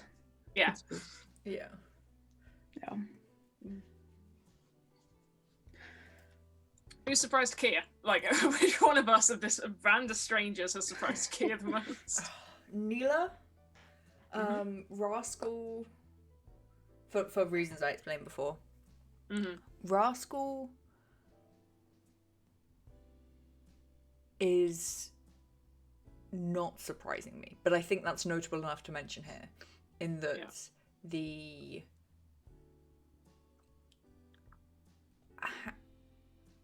what Kia saw in like the first few days of being together is exactly what has continued through. Her worries and her kind of potential thoughts of them being maybe not having the best intentions, or having kind of subtle hints of not being, maybe not who they say they are, but kind of what they want to be portrayed as, is exactly who they're continuing to be. So she's not surprised about that. And she hasn't really... Oh no, she has... She has... Again, it's not being surprised, it's kind of a continuation of... Well, she was surprised that... I will swear to God, I will get to the end of the sentence the minute my brain starts functioning. Let's just say that your internet cut out just slightly, so I think your internet's also waiting. Yeah. It just went, and then it was stuck, and me and Carmen just went, uh-oh. It got deep, and now the internet's thinking, nah, we're not letting you finish. The internet was like, she said too many times in this sentence already, I'm a bounce. You're lucky I'm not recording your ums today. Yeah. Please don't record my ums. We are recording how many times you will spill water and I've drank all the water, there's no water to spill anymore. Nice. She was That's good. surprised that Theo was upset with when she was doing a kind of like, oh, you want to hit me? Just fucking hit me then. She was surprised that he was upset about that, because she thought he legitimately just didn't like Kia, and was like, especially with the thunder wave that didn't hit whatever we were fighting but hit her. She was surprised that Theo was like upset about it. Yeah. How did Kia feel about being inspired by Theo in that fight and like generally helped out, healed? Well, like again, surprised, because it's like the opposite of what she thought was going on, you know? Yeah. I will Theo speak a runs little very- bit for Sugar here. I know Theo is mainly upset about the behavior of Kia because it reminds him of his dad. Oh. Yeah, Oh, that's Spicy. just a little bit of back information, because I talked to Sugar about it, but basically the unable to control yourself aspect of Kia is something that's really upsetting to Theo. The thing is, if Theo mentions that to her, like her perception will totally flip, and she'll be more careful around Theo, because like she has like this kind of underlying and like underground like family instinct, and she doesn't want to. Because of that, she understands the eccentricities of family and kind of if it goes wrong, what can happen, or if it goes right, how great it, and how great and enabling it can be for everyone involved. So she's kind of, if she gets told that, she'll do a full 180. I'm so sorry, and like, or maybe she won't say that she's sorry. But her behavior will change. Her behavior will change. Yeah. It won't come out in words, it will come out in action, basically. I also feel like Theo is a sort of like running hot, running cold kind of guy anyways, which kind of explains why sometimes he'll get really mad at Kia and then sometimes he'll be a bit more chill about it, you know? Mm-hmm. Yeah, no, Theo is an interesting character. He's great. He has like... He kind of reminds me... In like... They obviously have very different personalities, but he kind of reminds me of the character type that is Hattie, where there's like this, like all of this is comedy, and then all of this is like deep emotional shit that like you don't get to, or you don't see if you don't look hard enough through the comedy act. Yeah. I think it will come out eventually, but I think Theo needs some more convincing. Yeah. To get it, to basically to say it. Yeah. Gonna be interesting. Yep. Like what would happen in order to trigger that? Yeah. Yeah, it almost kind of feels like Theo thought the Thunderwave was also like kind of more like a playful getting back at you, you know? Yeah. Match. But Hattie was a Hattie? What character am I playing? What's happening? Kia was kind of like, well, we're on the road now and I'm wet. My shoes are wet. I'm going to get blisters. What was the point in that? Yeah. Like, you hurt... Like, I lost hit points. Not that Kia would think that, but she's like, you hurt me. Yeah. What was... There was literally no point in that. Don't. No. Yeah. Shall we, unless anyone has any specific questions, shall we move on to the questions? I got one thing, because in the session itself, at the end of the session, when Rascal went into the tent and ate a piece of the meat, Dave misunderstood it. And he thought I ate a piece of the real venison meat of like what the goblins brought out. But I talked to him afterwards and he was like, well, if that was the case, Mala would have said, what a waste of such wonderful meat or something like that. Like, tasty meat. Did he not understand that you were talking about kids' meat? You were eating the kids? You were eating human meat. The thing is, I absolutely love that moment because it was just so Rascal in that it's like a like on anyone's like opinion, it's like an evil thing to do, and to like just be like the tiki bar music just started. As we talk about cannibalism, remind you of the tiki bar. But for Rascal just to go, wonder what it tastes like. Wonder what that was like. No. Rascal's a living intrusive thought. He really is. He really is. Yeah. Yeah, but that's basically what I kind of based him on. Like he's an evil character, but I play him as in a way he just wants to get through life, and he doesn't matter if it's good or neutral. It's not mainly that he wants to hurt people. It's just that it doesn't matter for him what he will do to have like a good moment with himself. He will do anything, and he will not feel like sad or angry about anything. Yeah, it's a really interesting way to play an evil character because I feel like everybody interprets like where's the line between evil, neutral, and good, right? Like, when does an evil, like, do you think Rascal could ever switch alignments from I don't know, is a neutral evil character to like a true neutral or a chaotic neutral character? Because he gives me chaotic neutral vibes in some instances as well. Yeah.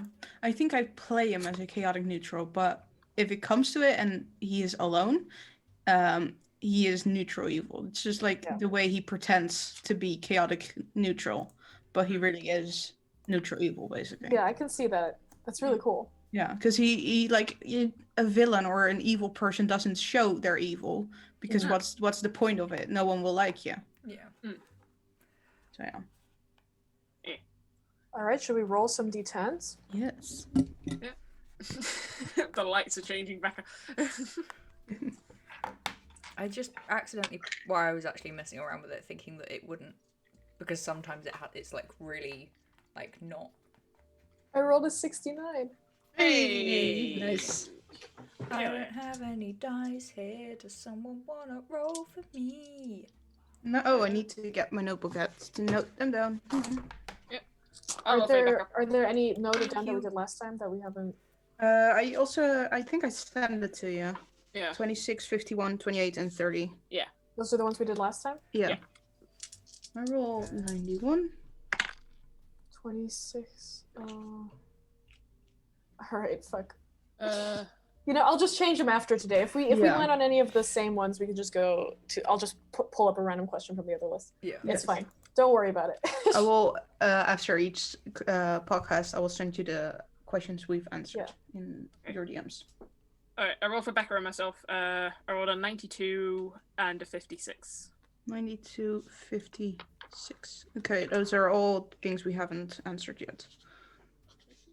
Okay. Great. Fantastic. So we got 69, 91, 92, and 56. Okay. Nice. Which one are we doing first?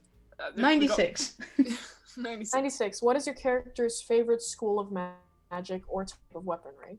96? Oh, 96, 69. 69. Oh, 69. Those God. European numbers. I get it. Those European that's... numbers are reversed. At least German and Dutch ones are. Yeah. What is your character's sexuality / relationship with sex? We kind of answered this in a while back on a different question, but I think it would be interesting to revisit. Yeah. Yeah. Especially with the new characters. Oh yeah, definitely. Becca. What? Sorry. I got an email. Becca, you can start. I fucking knew you were distracted. Yeah. You were doing There was something an else. Email. What was I They need to be answered. What was Becca, the question? what's your character's relationship with sex / sexuality? Oh, geez, for both characters? Mm-hmm. Yeah. Hattie. We discussed this slightly. I think it was like in the context We discussed this. I can't remember in what I general. said though. Yeah. Well, then just say something new. Yeah. Just change it all up. Make it up now. I don't think. How I don't feels. think sex is something that Hattie really thinks about. Yeah. Like, not in a way of like being sex repulsed, but like I just don't think like it comes up in like she's more likely to think, oh, this person's pretty, than, oh, I want to bang this person, you know?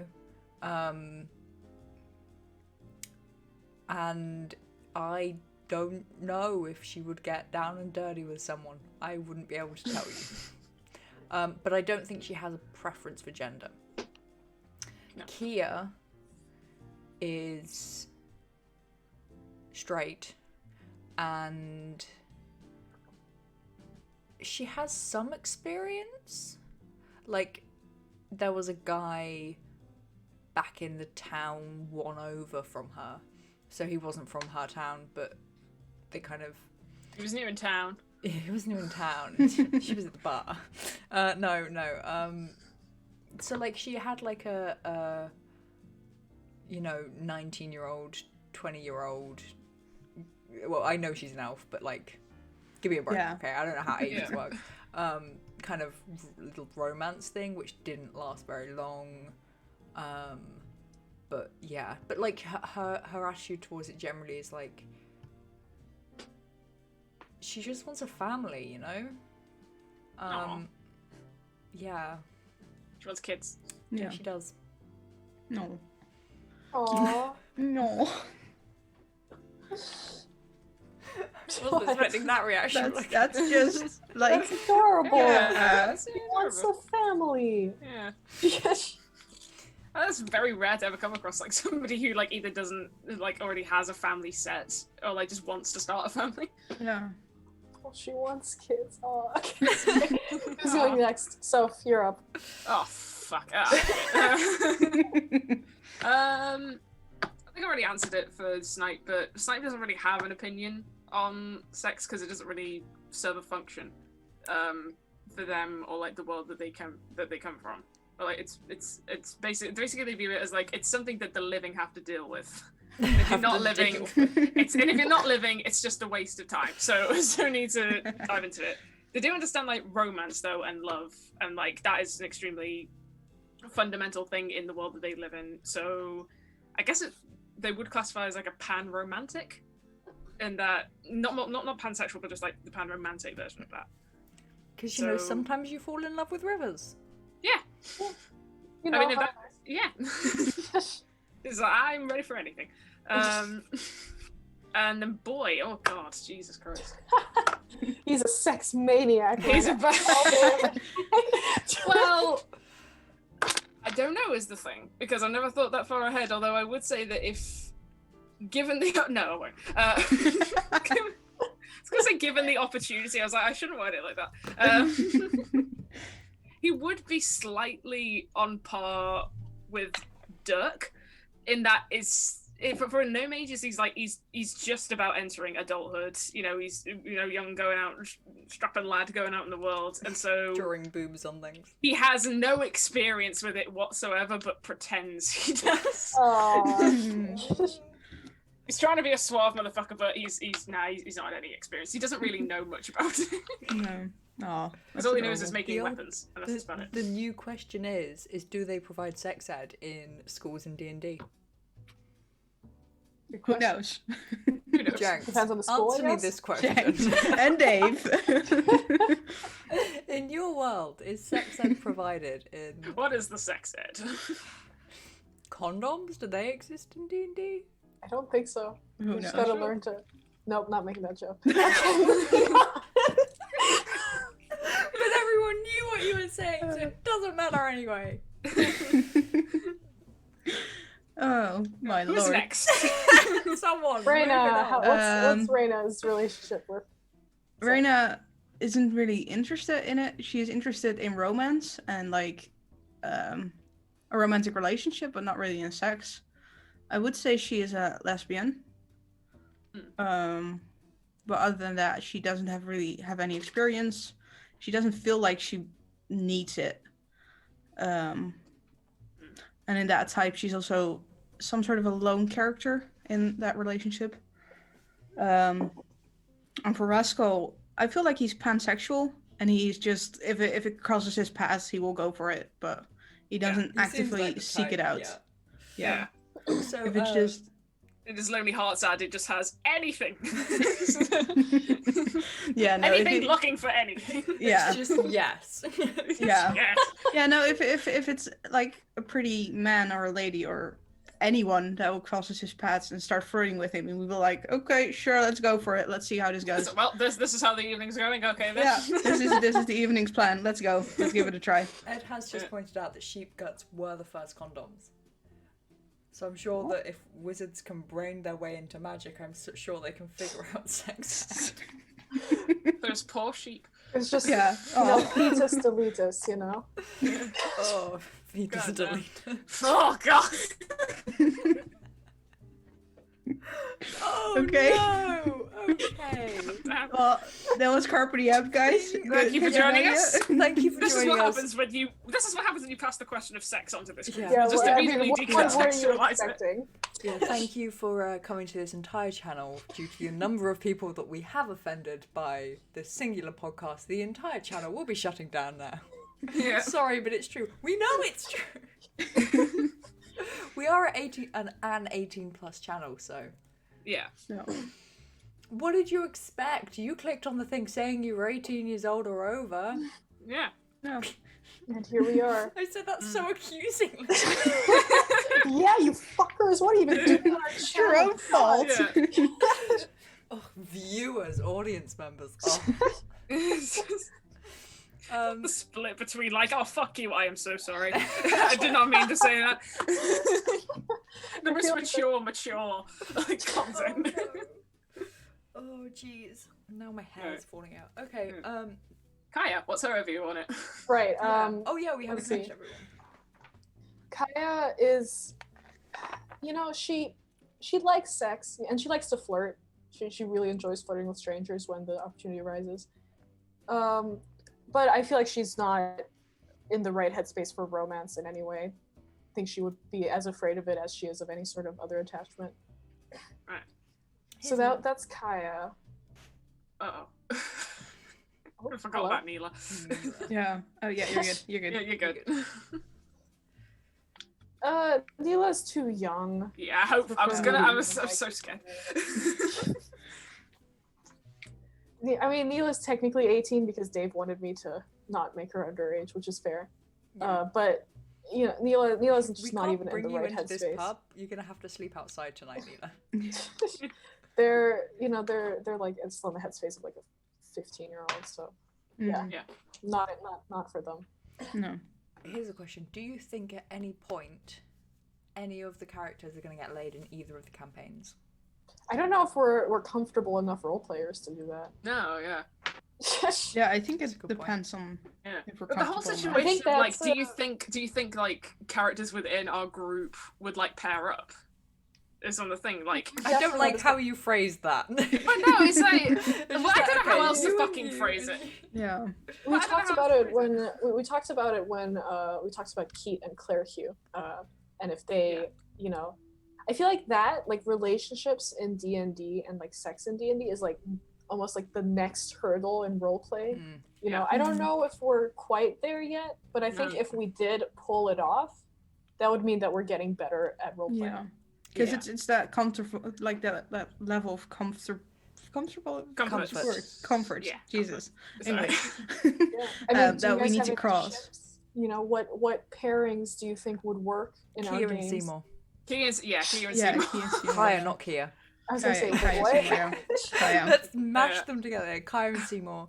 I kind of ship Kia and Rascal. It came up in chat last session. Just It came enemies to friends to Yeah. lovers. Absolutely, yes. Slow Someone write the burn. fic. I think it would 150K. work, but 100,000 words. yeah, I Yeah. think like character-wise it will work, but then It's a they long, it's so yeah. different process. things. It'd be a Yeah, lot. it's- Such different things. it's a process of like 100 episodes to get through. Yeah. It is a slow burn fic. Someone Yeah. write it quick. That rhymed. And otherwise, Do the entire fic in prose. Yeah, I think on Kaya and Seymour, I think it would probably work. I think they're better as friends. Yeah. But I yeah, don't know. I feel like I don't know, just like accomplices. A bit like how Miguel Antonio and Roads El Dorado. Yeah. Like I think it's that it's okay, that that's level. That's a bad example because those two were so unbelievable. Well, yeah, they were. Yeah, like, Like those two were married. I mean, yeah. But I think Um, it'd be that level of like how their relationship would act like in a behavioral area Yeah. as like Yeah. they're more likely to be partners to crime and more likely to admit it as that instead of like, oh, we're, you know, a couple. yeah, I mean, Kaya and Seymour at this point are very, very close friends, right? They care for each other a lot. Yeah. Yeah, I don't know. yeah. I don't feel like their relationship has to like up another level to. No, I don't think it basically- does either. No, I think they're like the relationship they have right now as good friends is It's a good. good thing to have. Yeah, doesn't have to progress. No. The world's Okay. ending. We've got no time to progress. Patty and Snipe. Oh fuck! Oh god, no!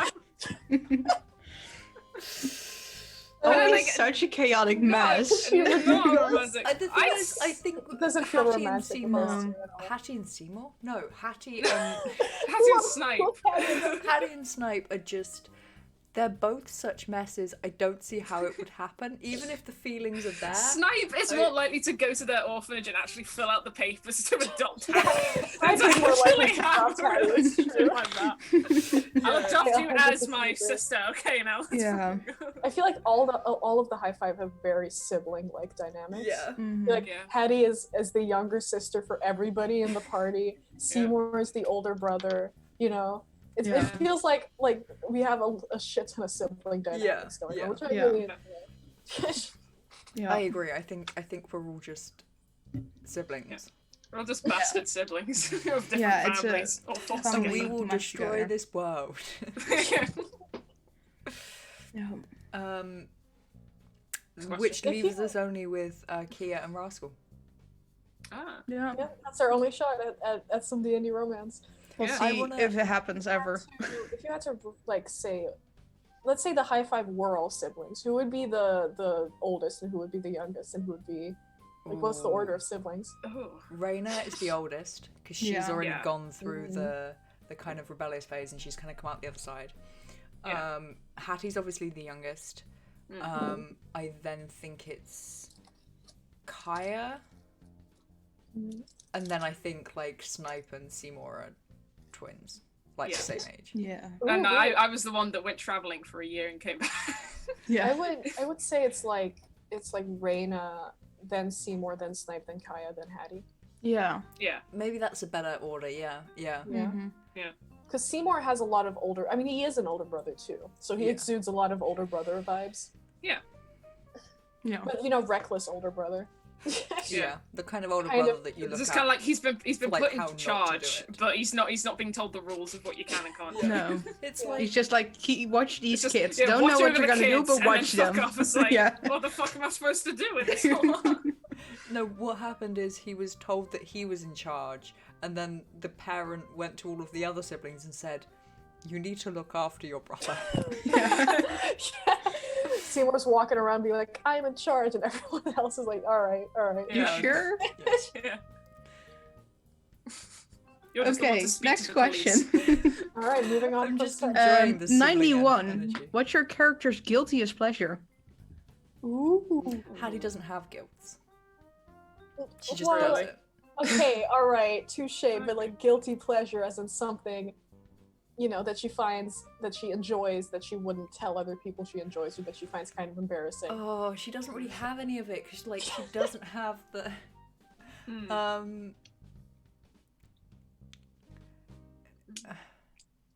Maybe she like has like something really sappy. With romance novels.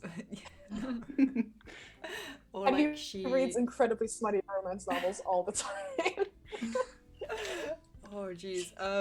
It's probably something sappy like she really likes flowers and if you give them to her she'll cry or something. Like it's probably something like that. Like I can't think of anything specifically. Yeah. That's a difficult question. Yeah. And Kia her I mean I don't know if it's a pleasure, but like I don't know. We're gonna need to think about this one. Yeah. Can we move on to a different question and come back to it? 92. Okay. Good, Yes. What's your character's hope for the afterlife? Oh fuck. Rhea, We were hoping for something easier. I know. That's my question as well. I rolled that for myself. Yeah. It's telling me something. Yep. We could also I move on think to the next. Yeah. No. I don't- We should answer this one. This Yeah. is a speed run Like because this one. technically we've done this one before. Okay, Hattie doesn't think about it. She's like, you're gonna die, and that's gonna be it. Eternal darkness, all that jazz. Oh no, wait, she knowledge gods, D&D world. She probably thinks that she will get claimed by a god of like She just hopes that the chaos or process something. of getting claimed by a god will be very quick and just like Yeah. quick access to the afterlife. Yeah. Think No messing Ogma around. is looking down, being like, not bad. Oh, you know what, Ed? That's a very good Good job, like, kid. guilty pleasure of Hattie. She won't tell you, but she loves compliments. That's true. Yeah. That's true. Can you give all of our characters? Yeah, can you make this for us? If you've Could you observed our please? the characters. podcast? I If love we leave, can you just like take over? Edna. Wow, English. Ed knows what they are talking about. Yeah. Why did And- that sound and- like a sentence to me? But yeah, that's absolutely nail on the head. She loves compliments, but would not tell you that. Reminds me of Dave. He gets all blushy and like giggly. I hope Dave isn't watching this back. But he gets probably will. blushy will. and giggly, and doesn't know what to do with it, and it's absolutely adorable. It is adorable. When we meet in Afterlife. person, I'm just gonna like be subtly like giving him compliments the entire time. Yeah. But not often enough for him to like get a resistance to it. Unlike a friend of mine, you know Adam, who came to VidCon with us. This is off topic. He got really blushy if I winked at him. So Aww. I spent like the entire year at uni, like if I just saw him across the room, I'd just wink at him and he'd just get giggly and blushing. It was adorable. Aw. Aw. That's fucking adorable. Yeah. Yeah. What does Kia think about the afterlife? She probably thinks it's going to be awful.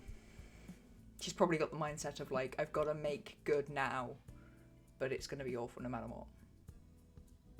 Interesting. I would if I was your DM, unless you have a great DM of your own. Let's see. Kaya, we've talked about this so much, but before she made that deal with Zariel, her best case scenario was that that for her at least there's nothing after death, so she just fades out of existence and like loses consciousness forever. That would be like her ideal death. But then after Zariel and finding out that Zariel threatened her with basically nothingness, conscious nothingness forever, that really scared her, probably more than the hells scare her. So I think she's still upset that she's going to the hells, but she's happier going to the hells than she would be what the alternative was. Yeah, of conscious Wandering around in darkness forever. Yeah. Being able to remember everything and not being able to escape it. Basically. Yeah, that's horrifying for Kaya. She hates all of that. Neela doesn't really think about it. I mean, Neela has this idea, this philosophy that everything that dies is remembered by the earth, and like they get all of their magic from objects of the earth, right? Like bones and sticks and stuff. So they think that there's magic in everything, right? Which is why they're not really particularly worried about death, because they'll just become bones along with everything else. But I don't think they really think about what's going to happen to their soul, or like what they're going to experience after death. I think they're not excited for it. They don't think it's going to be anything good, especially with their dual mind thing going on. Yeah. Interesting. I feel like Okay. answering. Yeah. Go ahead, Soph. I was just thinking. I think I'm answering on behalf of Snipers, literally saying, "What do you expect will happen after I die in the next few sessions?" I don't know. Hopes of the afterlife that Snipe has is that, regardless of what happens, they hope that the other half of them is just dealt with properly, so that it doesn't cause any more pain on the world than it already has. Snipe would probably hope to just, if they have to die in the current campaign they're in, they can at least go home that way, or at least in a way to reach Morwen to say, "Hey, I failed." Like, See you in the next life. well, no, it's a case where it's like, if the dream is true and that Morwen is kind of drying up, waiting for Snipe to come back, Snipe would go over and say, "Okay, I'm dead. Like, I failed you. Let go of me. You don't have to die because of me," and just like hope that she continues to get back to being a stronger river again. Is Because- there an afterlife in Snipe's universe? There is, but Snipe is technically living in that afterlife of the universe. Like, everything that is the behind the scenes of the earth is like every demon and every ghost that ever exists. Like, that's just a coexistent limbo where they just continue living. The theory is that if you die with regret, like that technically counts as not dying a peaceful death. So if you die with like something that you forgot to do, or you die the usual way of like getting murdered, or like being wronged in some part in your life, you will not your soul won't pass on. You'll be stuck in limbo, and will basically have to relive a life for however long it takes for you to find your own inner peace and then pass on. Oh. So if Snipe were to die in limbo in your world, what would happen to them? Nothing. Hopefully it's just peace for like, it's just like a regular sleep where it's like my job's done, now I can rest. So okay. Usually that's it. So is Snipe going to write like a will or something? Like if they die, for us to like do or like carry out? Not write a will. There's definitely Snipe has to tell at least one of you guys of what to do with their corpse. Because they've asked the gods to deal with the other half of them. For their material person, they'll ask you guys to like do something else with their corpse. Which will come up maybe in the next section. Oh shit, what about Boy? Boy is very keen on, when he was young, he was keen on the stories of like very like important gnome characters. So like Cloak Shadow and Clever Thrush and them. And he knows about the Lords of the Golden Hills, which is basically this area of where all the gnomes have gone. So he kind of hopes that if there is an afterlife, he would join alongside them in the Golden Hills as a lord. So his entire life he's trying to make a name for himself to be worthy to go and like join them, to say, haha, look at the stuff I've done with my life. Am I worthy to like hang out with you cool dudes now? Can I be friends? Yeah. So he kind of hopes that Boy is such a sweet character. Like he doesn't seem like it at first, but he's so His heart is big. Yeah, he's got a simple mind, and keeps his simple pleasures. Yeah. Speaking of pleasures, guilty pleasures. Should we go back to that question? Hey, nice segue. Well, I also need to answer. Yeah, right. And Okay. It's gonna be hard for Raina. Well, I think because she grew up with the philosophy that if you die, you go to an afterlife and you get picked by the god who you served in your life. I think slowly she started to realize I don't want that to happen. I would like to, basically there's a Dutch song that I really like that really portrays how she feels about it, and it basically says like, if I die, I want another life where nothing is written down, like an entire blank slate where I can do everything I want again, and give me a new opportunity to make right what I did wrong. So I think if she fucks up badly in this life, I think she hopes she basically gets reborn and gets an entire new life and a blank slate to try everything again, or try it another way. Would the blank slate be blank in that it's just like she set up with the power she had of her previous life, or in that she set up with absolutely nothing, not even like the legacy she was born with from her family? Entirely a new life, no memory of the last one, just completely wiped clean, a blank slate to try something new, basically. That's something she would love to happen if she fucks up badly, and if things go right, she would just enjoy the afterlife, like being picked by God, if that will happen, and just enjoy it there. Again, I still think what's gonna happen is custody weekend. So, you'll be spending the weekend with your wife, and then you spend the weekdays with Corellian, and then every Wednesday and Tuesday you go over to Eldad's, pay her a visit, Just hopping from god to god, like, I'm here now, let me stay here for like a week and I'll be gone again. The fucking Eldad is wife. the supervisor while you're staying at Lolth's, Yeah. You can't see you without a supervisor. Do you think... Here's a question. In D&D, this is going to potentially show my ignorance, but in D&D, are you like stuck in like that god's afterlife, or can you go and see other people? Is there like a communal area in which like maybe like the person There's you gotta married, be something, because you interact with like those kinds of people, like souls and undead when you're alive. Well, okay, so the way it works in D&D, is so a ghost happens, rarely if there's like a soul that can't move on for some reason. it gets stuck basically, or it's not able to go through Latharna, which is the Raven Queen's palace that brings the souls to the afterlife. So if that can't happen, then that's how ghosts and undead happen. Or if you're raised from the dead through necromancy or through like gods like Orcus and stuff like that. So that's why undeads exist in the world. And when it comes to the afterlife, I'm not 100% sure on if there's a communal area in the gods' heavens. I would assume that that depends on the god, and also that the way that, like, I'm not sure how consciousness works in the heaven. I think again it's different from interpretation to interpretation. I know that I've seen one interpretation where like heaven is basically just like a better, prettier, kinder world that is like ours, and you can like fly, basically like a dreamscape sort of thing, and you can interact with other people that are in that heaven.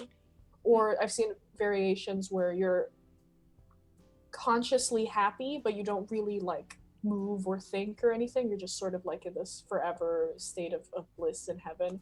So I think it depends. Thomas said that a communal afterlife space would be like Starbucks but forever.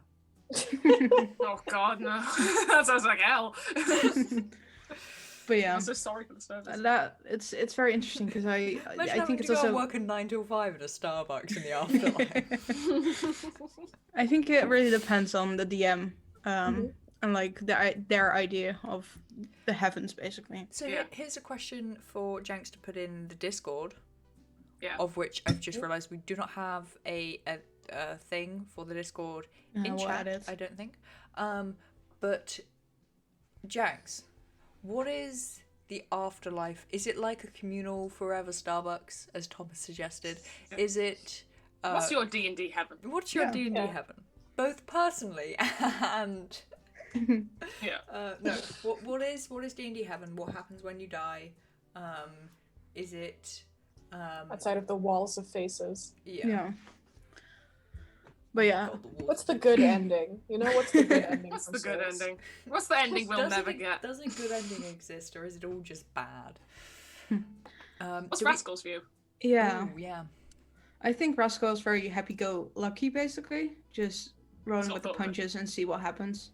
And I think he doesn't really think about what will happen if he dies.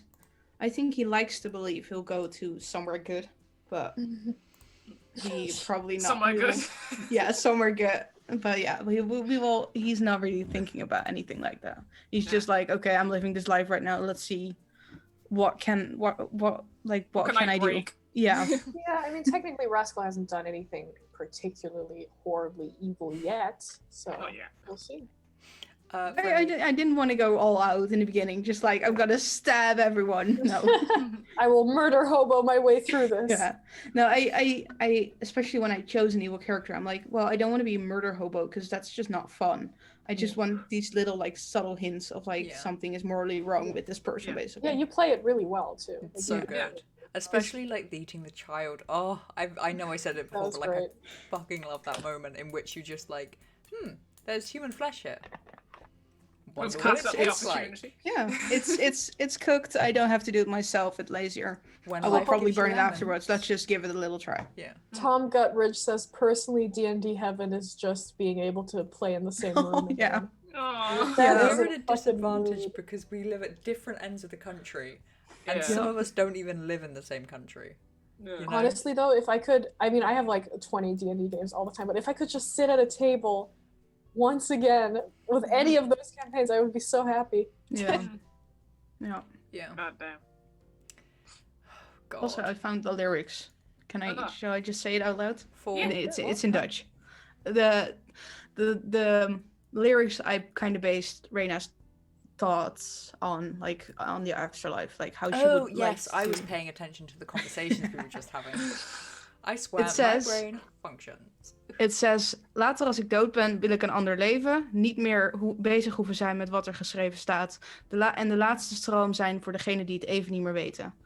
It basically translates to, later when I die, I want another life. Not being busy about what's already written down. Being the last straw for the people who are confused about what's going on. That's nice. Wow. Yeah.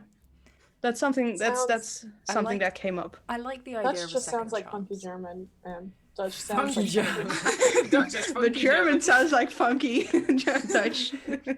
Dutch is just German dancing to some sweet, sweet music. Some jazz music. It's just jazz. German. It's slightly softer than German too, to be fair.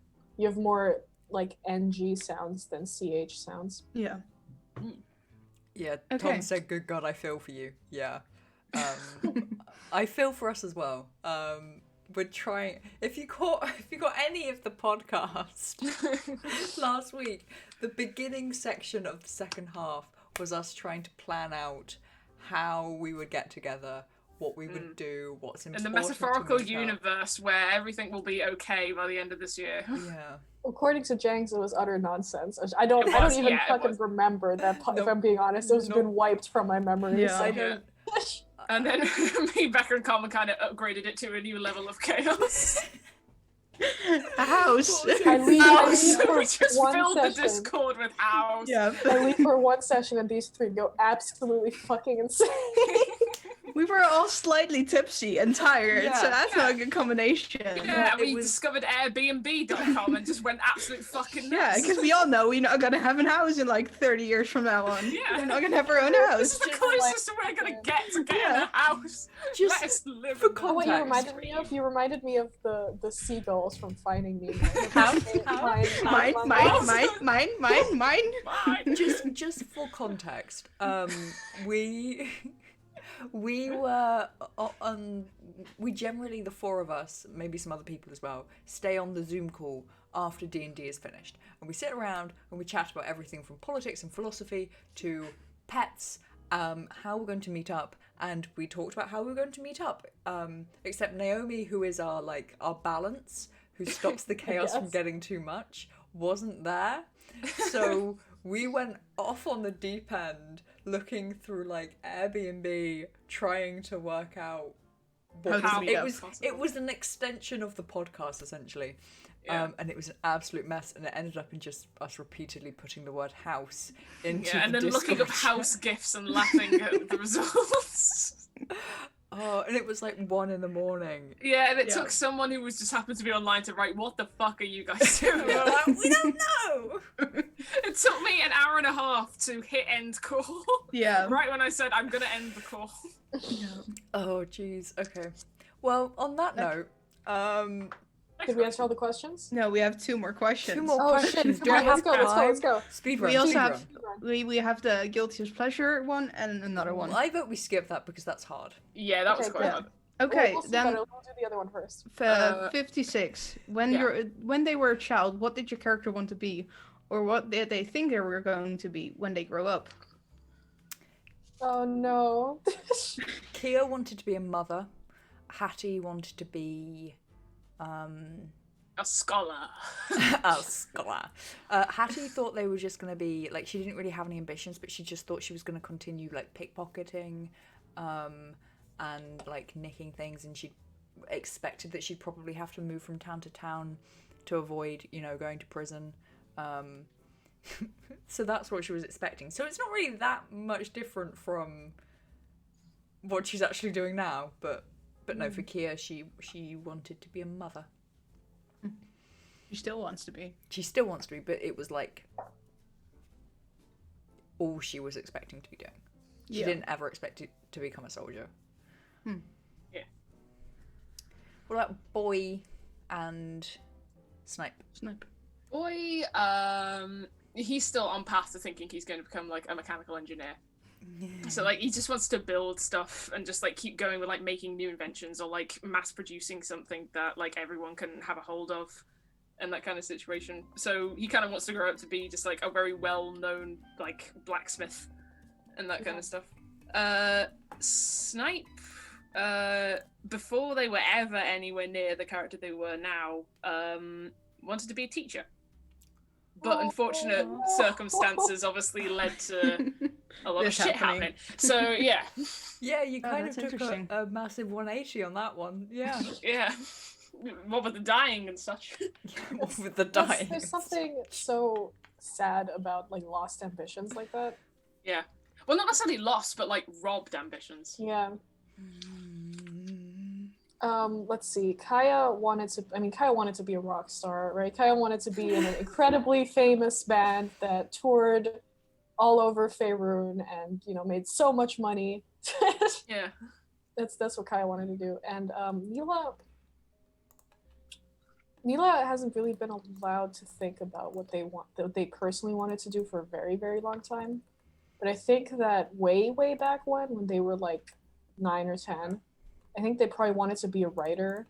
They wanted to sort of like write fiction books and stories and stuff. That's good. Yeah. Oh yeah, and Claire Hugh obviously wanted to be an astronomer. Dirk doesn't know ambition. Gravedigger.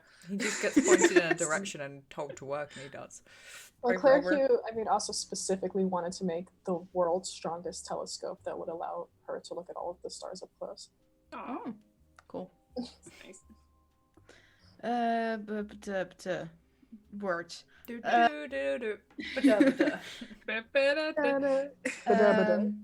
Reina, she knew what she was meant to be when she was growing up. Well, hang on a second, Carmen. Yeah. I think they're not done yet. No, they're sorry.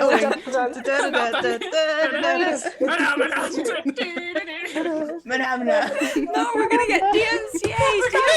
The Muppets are gonna DMCA us off. Kermit's gonna come and slap us with it.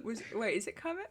Yeah, Kermit. Yeah. No, Miss Piggy. Miss Piggy's the one who Piggy, comes yeah. up Miss- with Miss the Piggy, yeah. You're gonna slap us with a DMCA. Quick, Carmen, go before we. Okay. Reina knew what she was meant to be when growing up because family. But she would have loved to become like a traveler or a merchant or anything, just anything simple. But her family doesn't allow it because family legacy and family name.